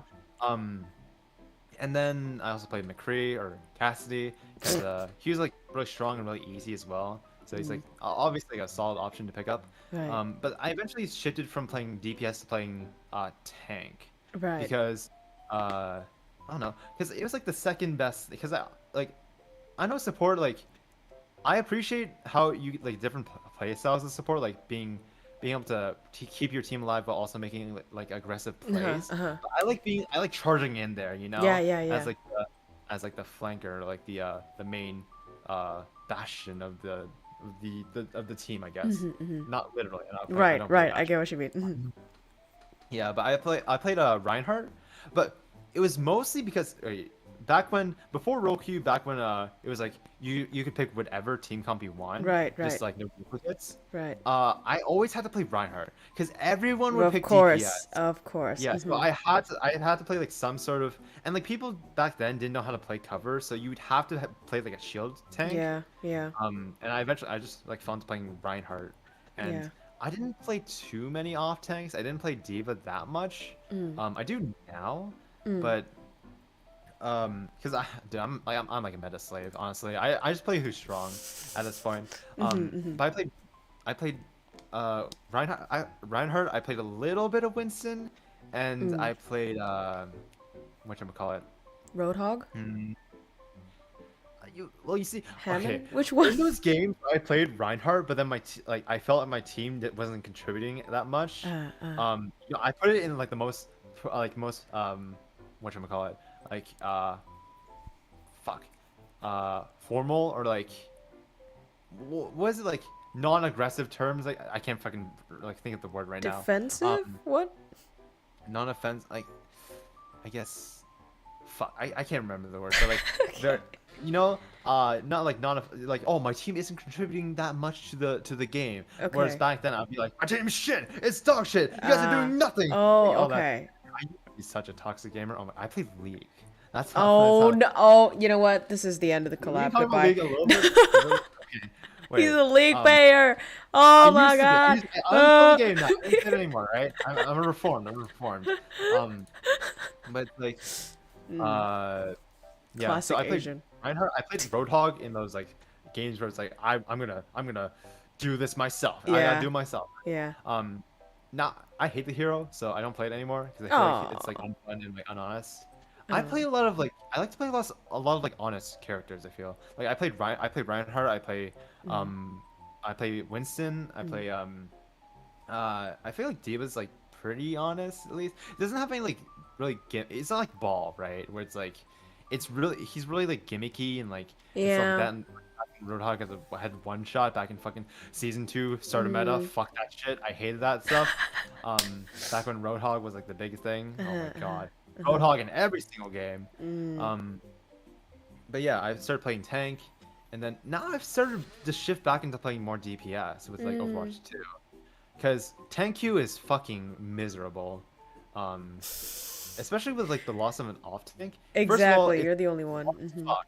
Second of all, you have to do everything yourself, and you're much more reliant on your team nowadays, I feel. Whereas like before, your off tank can like cover for you while you're like playing while you're like, because main tank is like their main duty is to create space and like kind of move in. You have to create space and also peel for your team. That's true. Now as the role, which is really hard to do. Yeah, and if your DPS are trash, then you're gone. That's just it. Yeah, and it's like, it's really hard. I feel like in a way I miss 6v6 because of like the because of having an off tank and stuff, and I think it's like I used to do like duo queues with some of my friends, and that shit was super fun, like Ryan Zarya. Yeah. Oh my god. I know, they had such combos. But it's a bit different now. Yeah. Has anything changed for you like after Overwatch 2 got released? Oh my god, like, I fucking hate that game mode where you push the goddamn robot and then you gotta push it again, like from the place that it was, and you reclaim the robot, you walk all the way back and you lose it. I hate that one so much. That is very yeah. And then for me, I don't think the sense of community is that strong anymore. Maybe just because I don't engage with it as much. But yeah. You watch Overwatch League? Oh, I used to. And then I bought the fucking, what is it, the merch, quote unquote merch skins, you know? Oh, shit. I bought those as well. Yeah, but I don't anymore. I used to watch it a lot, but no, I used to not watch it at all, but now I watch it like quite a bit. Oh, really? Especially with the new season now, because it started just recently. Is it fun? It's really fun actually. Oh. It's so fun seeing like the different like the teamwork that they do, right? Because like in your fucking ranked games, you don't have any of that shit. Right. I feel like people don't even talk. Oh no. Yeah, I feel like I don't know. My friends like to shit on Overwatch because of like how some of the abilities are just really dumb and stuff, and like ultimates sometimes feel like really unfair to play against. No skill. Yeah. Yeah. But I feel like the true beauty of Overwatch is like the teamwork aspect of it, where it's like you see these people like coordinating like dives, like making these like plays with like the rush comps or something. I don't know. The strategy. Yeah, the strategy that comes into it is like super fun to watch, and especially with like the top teams, like you just see like how well they play and like how they like position and what strategies they play off of. Yeah. And like if you follow like the individual players, you can like look into like the different like heroes they play, like what kind of stuff do they specialize in, how does the team like evolve around. Do I sound like such a nerd right now? No, but it is true though. It is true though. Yeah, but it's super interesting. Plus you get tokens now, so yeah. Ah, yeah, you do. Yeah, But you're right. I think like in Overwatch, like in some games, I don't know about League of Legends, but I think because I just went to a convention, right? And then I sat at the CS:GO League that I was watching that. But then the opposite side of the stage was the League of Legends one. And for us in the CS:GO, we were like, whoa, whoa, whoa, whoa. And then for the League side, it was just quiet. 15 minutes. And then they go, wow! And then, so I was like, are they really slow in terms of like gaming pace? Because I feel like, yeah, it is, right? Are you familiar with League? I'm assuming not, right? No. I hope not. Do not fucking engage with No, that. I'm elite. Please, I beg you, do not. Every single League player tells me that. And they're like, oh, it's fun. And I'm like, how the fuck are you having fun right now? It's like, dude, it's such a time thing. Like each game is like almost, on average, it's like 25 to like 30 minutes, maybe 40. Oh my god. For one game, by the way. And some of those games are completely shit, and you'll get flamed by your team the entire time, and it's like it's a snowbally game. Yeah, how it works. You go into like different lanes with opponents. Okay. And you get gold, which you can get to buy items. Okay. Right. And those items make you stronger with like different it increases your stats, right? So on a fundamental level, if they get a gold lead and they have more stats, you just lose no matter how well you play, right? So the rest of the match is just trash anyway. Yeah, so usually it's decided by like the early game. Or, What like, the hell? or sometimes by the late, because like different champions like perform better like late game compared to early games. You can win that way. But in general nowadays, at least, it has some like a more fast-paced rhythm to it, where it's like you get a lead, you get a kill, you get a lead in gold early. So how it works is you get minions which give you gold, and you also get gold from killing enemy champions and also killing towers. Right. So you would kill minions, you get XP and like gold and stuff, and then eventually you would kill your enemy laner, or the enemy laner would kill you. Okay. And then that would transition into them doing damage on your tower, and then killing your tower, getting more gold, and then they would buy items, and then kill you even more because they have more stats than you. And then you see where this is going, right? Yeah. It just becomes like this whole thing, and it's like the whole reason why the game's so toxic is because one, it's super long. It's a huge time commitment. Second, sometimes you can do really well in lane, but if an enemy laner in a different lane performs even better than you just lose.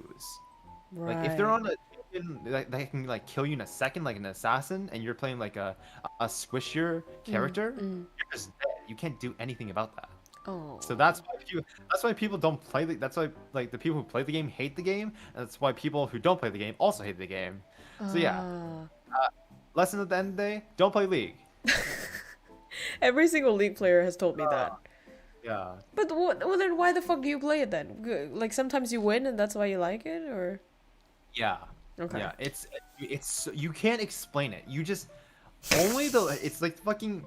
Wait, this is a really fucking crude comparison, but it's like the people who like fucking who experience war, right? I don't want to make like that's a very heavy topic and stuff, but it's like only those who like you don't know the true horrors. You want to go out to battle, son? You don't know the true horror. Okay. It's not that, right? Where it's like you don't know the game until you play it a lot and you experience like the fucking worst of the worst. And it's just fucking. And then some champions are just fucking super annoying to play against. And because you can't change your character, right? If they counterpick you, it makes your life fucking miserable. It like Yeah. So yeah, that's Average LOL player. Damn. Fucking Christ. Yeah, just don't play League. Just don't play League. Just don't play League. All right. Let's talk. Wait, before you wait. leave though, the topic. Do you play Valorant? Sort of.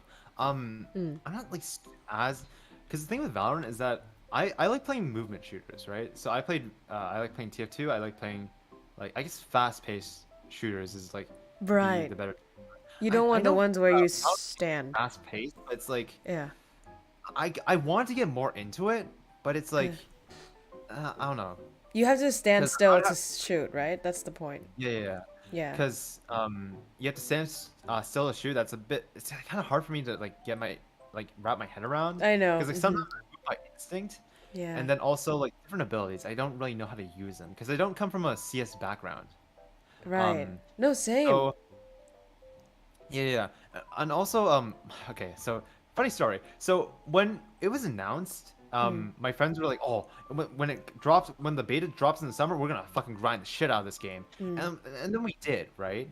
But the thing is, one of my friends was like really hardcore into the CS, right? Right. So it's just natural to do. I think he was just being like, the vibes he admitted, because he was trying to like kind of puzzle piece us around, and, like kind of place us like as chess pieces, right? It just wasn't working some games, and he got like, not like angry, but like the vibe just like kind of dropped. Okay. Right. So it's like, yeah. Well, I understand your struggle because, well, same TF2, Overwatch, and then I played healer and diva, so I was moving around all the time, like Mercy. You know, I needed to fly. I need to be fast paced. So at first, and I also didn't play CS:GO before. So I was really confused. Like, why the fuck do I gotta stop moving to then shoot? Otherwise, it's just gonna go off the walls. But then once you get into it, though, like the what is it?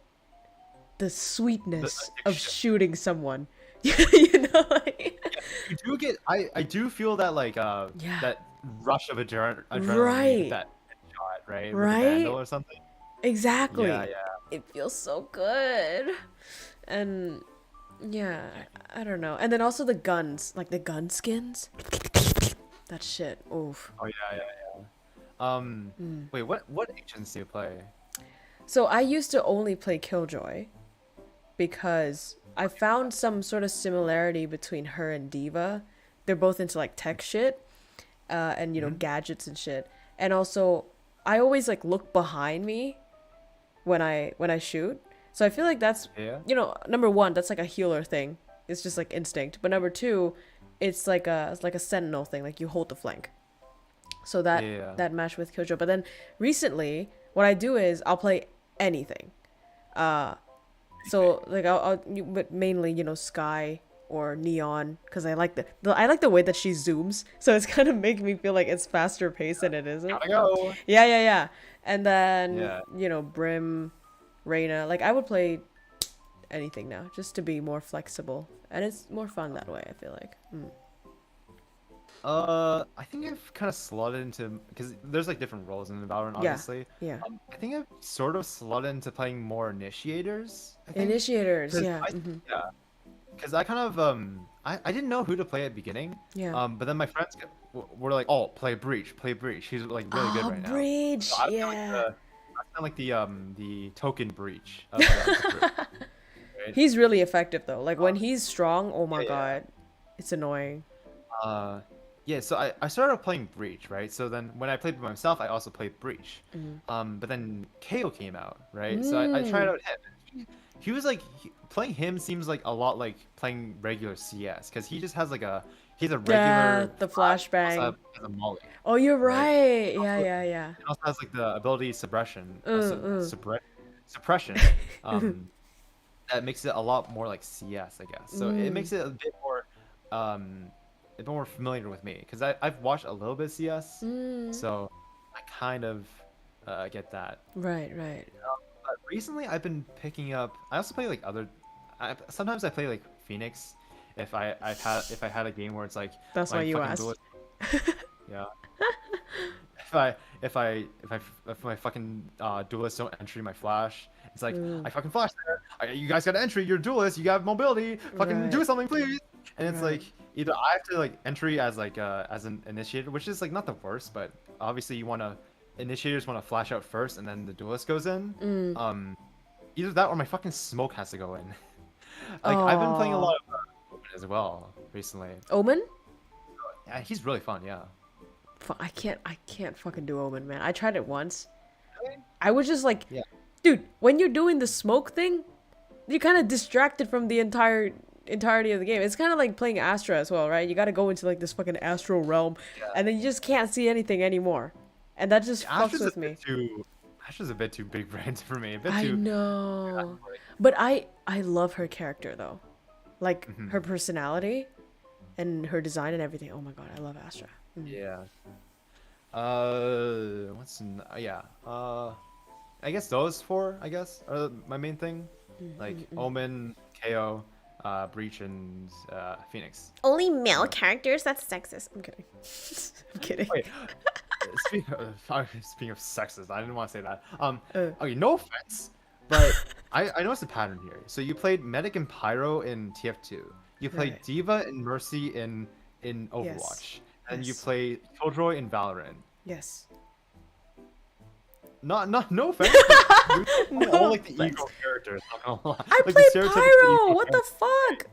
Okay, Pyro is a stereotypical ego. Like wait, really? TF2. Yeah. Oh, I didn't know that. There's a lot of like girls who play Pyro. Oh, sorry, I didn't know that. I just played Pyro because I think he's funny. Like he doesn't say shit. Yeah. And then I like going like behind people and burn them. Backstabbing. Yeah. Oh, well, not really. That's spy thing. Yeah. yeah. I don't know. It's just a thing that I've noticed. Oh, you're right. But I didn't want to do that, but you know. Oh, by the way, so I read a research paper recently in well, I'm doing this like consumer subject, right? And there's this article about Gamer Girl, and I know, fucking hell.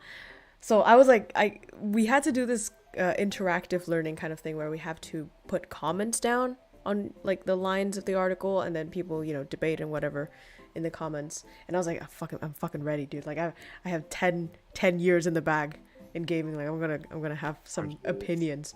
And so what they said was, and I fucking hate this, by the way. They said the reason why, you know, women aren't doing good in esports and there aren't enough women in esports is because men harass women when they play games. And it would be like, because gamer girl is a stereotype, like you're not good at gaming. Yeah, and, I think yeah. And well, as a gamer girl, the thing is, when I started playing games, I didn't give a fuck that I was a girl, and I didn't know and I didn't think that guys would do anything bad to me. And frankly, for the 10 years that I've been playing video games, I didn't encounter even once of like that sexism sort of, oh my god, you're a girl, like you're bad at gaming. Like, never. Really? Truly. Yeah. But then on like the Asian servers, I guess? No. Mostly? No. I played at North America. North America server. Fuck? Even when I was in Vietnam, I was playing in North America server, yeah. Wait, that's so crazy. Dude, because I'm a guy, right? Okay. But I've seen more of that stuff happen. Oh, really now? Yeah. Like, in what game? Is it MOBA? Like in a bunch of like in Overwatch and Apex. Overwatch. Yeah. I've seen it happen in fucking Valorant, in the little that I played Valorant, in fucking unrated. That's so weird. I never get that. So that's fun then. Maybe I'm just lucky. I don't know. But I feel like you are lucky because like I feel like women are definitely like I feel like the reason why there aren't that many like women in esports is because it's like so like what's the word prejudice? Like there's like I guess prejudice, right? Well, okay. Where it's like they see all these like bad rumors and stuff, and like see all this stuff that happens, like girl gamers, like all the stigma that comes with it. That they don't get into it, right? Yeah, but I think that's the problem though. So if you want to increase the number of girls in competitive esports, and I hate the fact that they always come up with this thing like, oh, it's a 50-50 split between girls who play games and guys who play games. Yes, it is a 50-50 split, but the important difference here is that more girls are into casual games, you know, than competitive esports. So if we only talk about competitive games, then there is, well, fewer females in there, and then girls also spend less time in general in those games. And so, you know, honestly, like if you spend time in anything, you'll get better at it, right? So then on average, girls would, you know, not be as good. And so if now you also go out there and tell them that your kind is discriminated against, is harassed, is, you know, not welcomed by the majority, like, that would only scare them more, though. You know what I mean? Like, acknowledging that kind of stuff. I get that you have to acknowledge it, but I don't think that's the way to get more girls into competitive esports.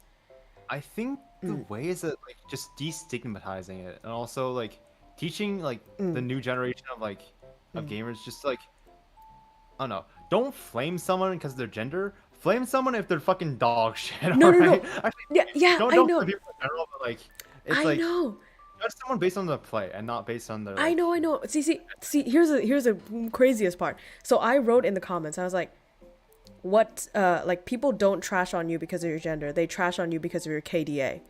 So I said that, and then there's rebuttals to that because they said, "Well, I can't get good, and I can't get good KDAs because when they know that I'm a girl, they specifically target me, and so I keep dying, and so I can't get better." And then I'm like, fuck. It's very rare if that happens. Yeah. Like, there's some cases where it's like they kind of they grief them, but that's just a fucking entirely different topic. Like, that's a entirely different problem. Like, also get like griefing problems and fucking ranked. I think it just goes down to like get good, right? Just get good. Nobody cares what gender you are, though. But then back to the thing that you talked about, I did notice that about myself too. I was like, fuck, I'm playing all these like stereotypical like female characters kind of shit. But so I was really like upset with myself for a while. But then now I kind of don't give a shit. Yeah. I mean, if there are gender differences in like preferences and whatever, fine. Like, why is that a bad thing, you know?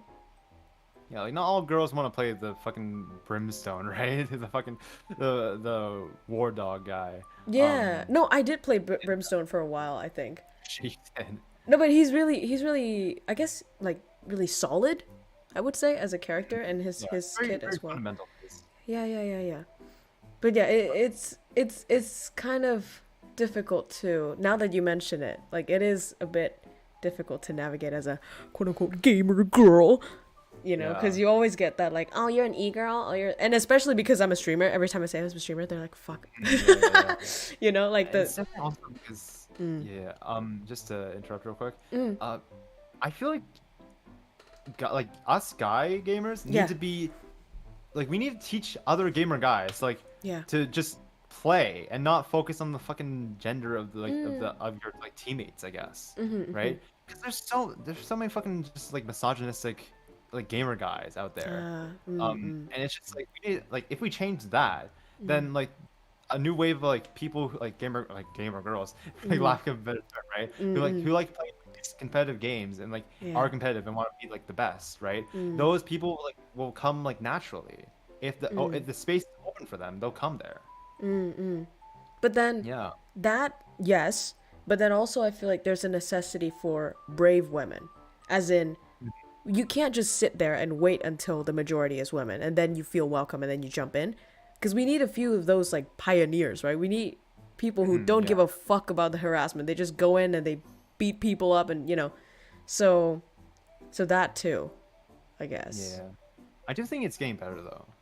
It is getting better. It's definitely getting better. I mean, people are so nice, honestly. Maybe I'm the lucky few, but like everybody I met, they're so nice, and it was just hard to believe that it's so common out there for, you know, the misogynistic thing.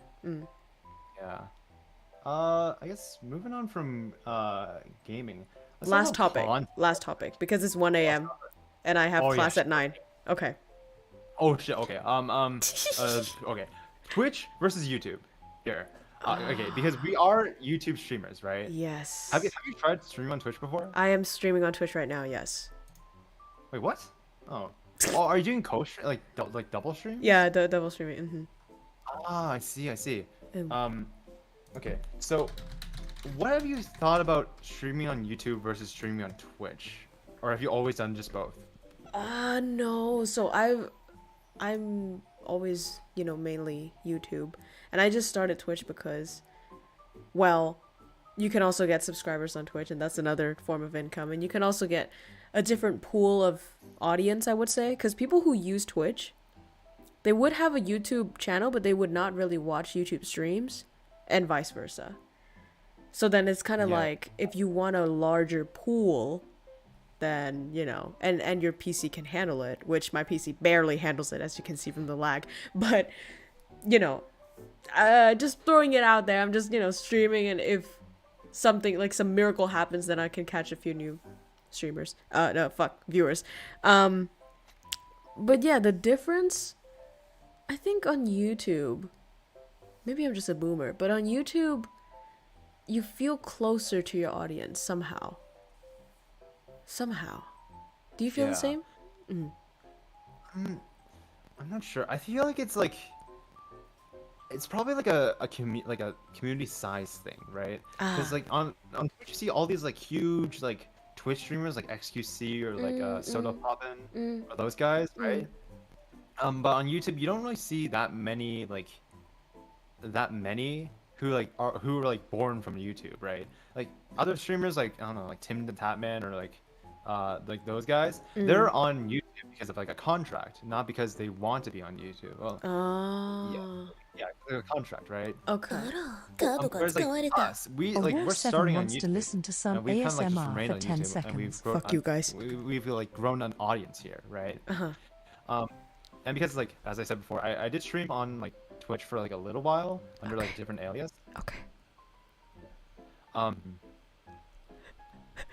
So what was that? Why were you so close to the I'm sorry. mic there? I'm sorry. Somebody just redeemed a card that forces me to do ASMR out of nowhere. So I'm just gonna be whispering from now on. Right.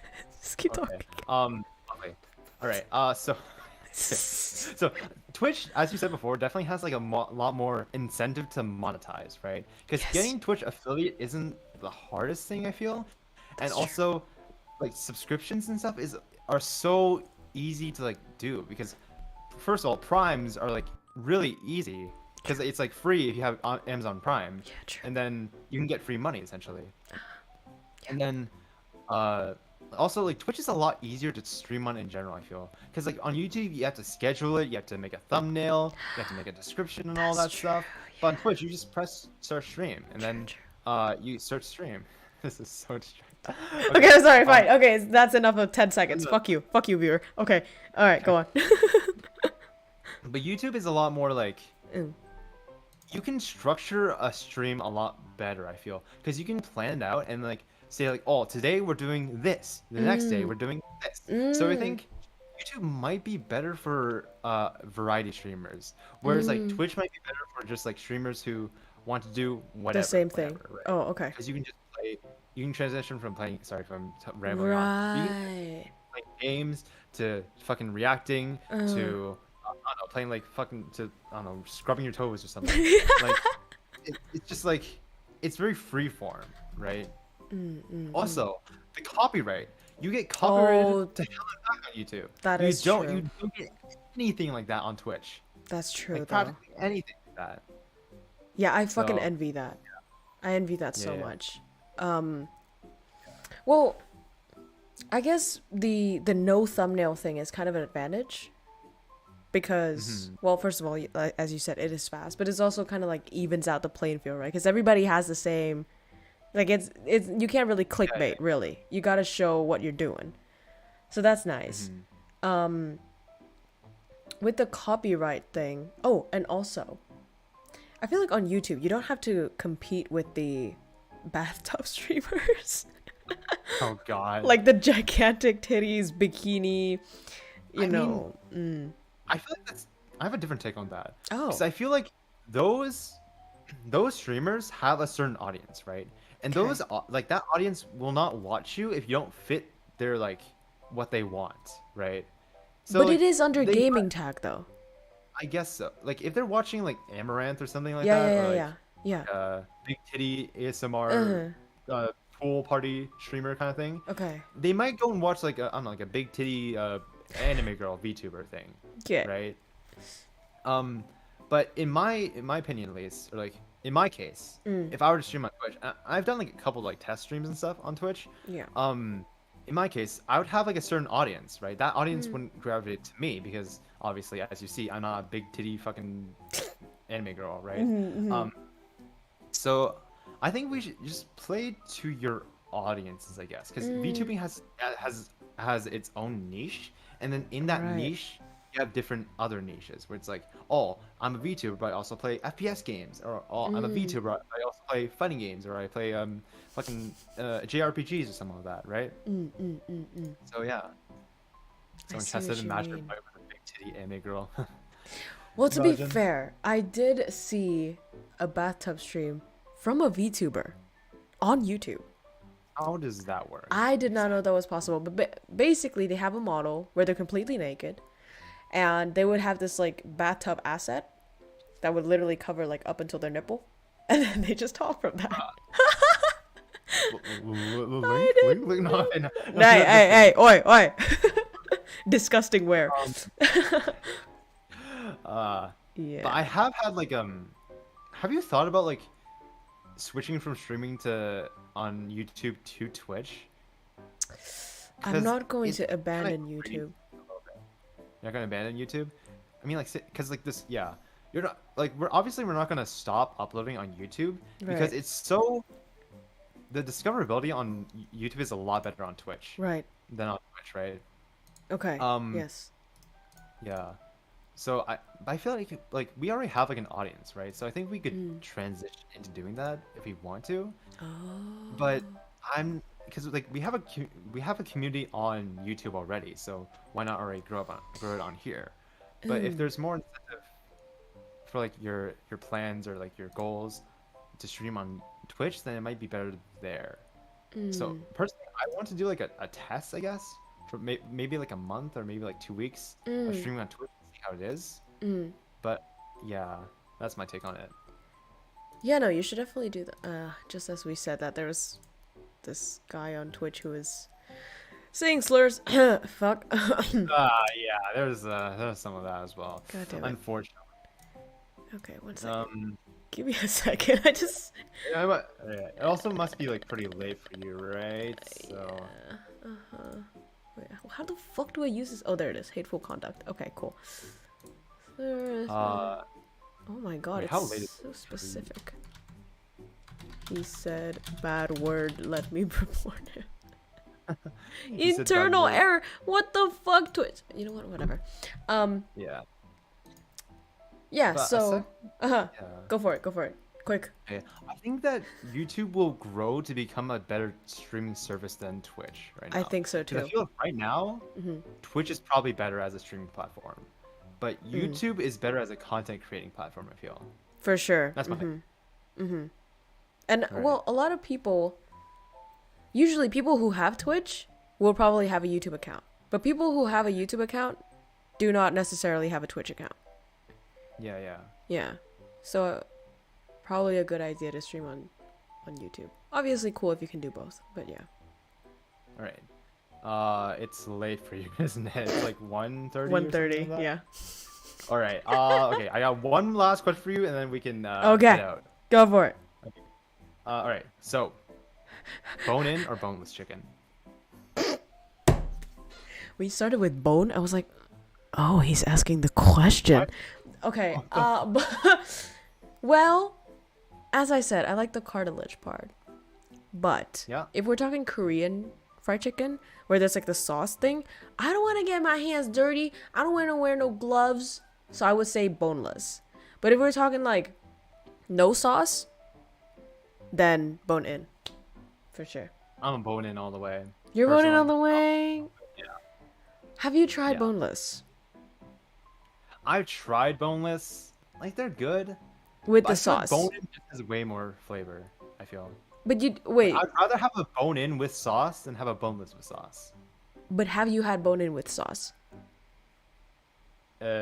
not yet. That's your issue. That's your issue right there. You don't know how messy it's gonna be though. Exactly. But that's all I have right now. Yeah. Okay. Well, thank you so much for preparing the questions. It is late for you. This is a really good talk, actually. Went a lot more. I was not as nervous. I was not as stuttery as I thought I would be. No, you were great. Yeah. There you go. I like how you're praising me like I'm a fucking child or something. No, what the fuck? I do this to everyone. That's just my Oneitan vibes. I'm sorry. How should I say it? Oh my god, you're so good, soldier. Salute. Yeah, I don't know, like fucking, like, yeah, I did good partner or something like that, and do like a southern accent. Fine, fine. Yeah. Yeah. Thank you, everybody. Great to collab with you another time, like maybe on gaming. Playing gaming, yeah, gaming. What game should we play? Yeah, but anyways, you gotta get to sleep to go to class tomorrow. I should. Okay. Yeah. It's been 3 hours, 30 hours. Oh my god, fucking Christ. 3.5. All right. Well, yeah. Thank you guys, chat, for tuning in to this very early stream, and thank you for KROWKO's chat for also tuning in. And also, yeah, check out my stream, check out KROWKO's stream, and yeah, we'll see you guys later. Bye. Bye.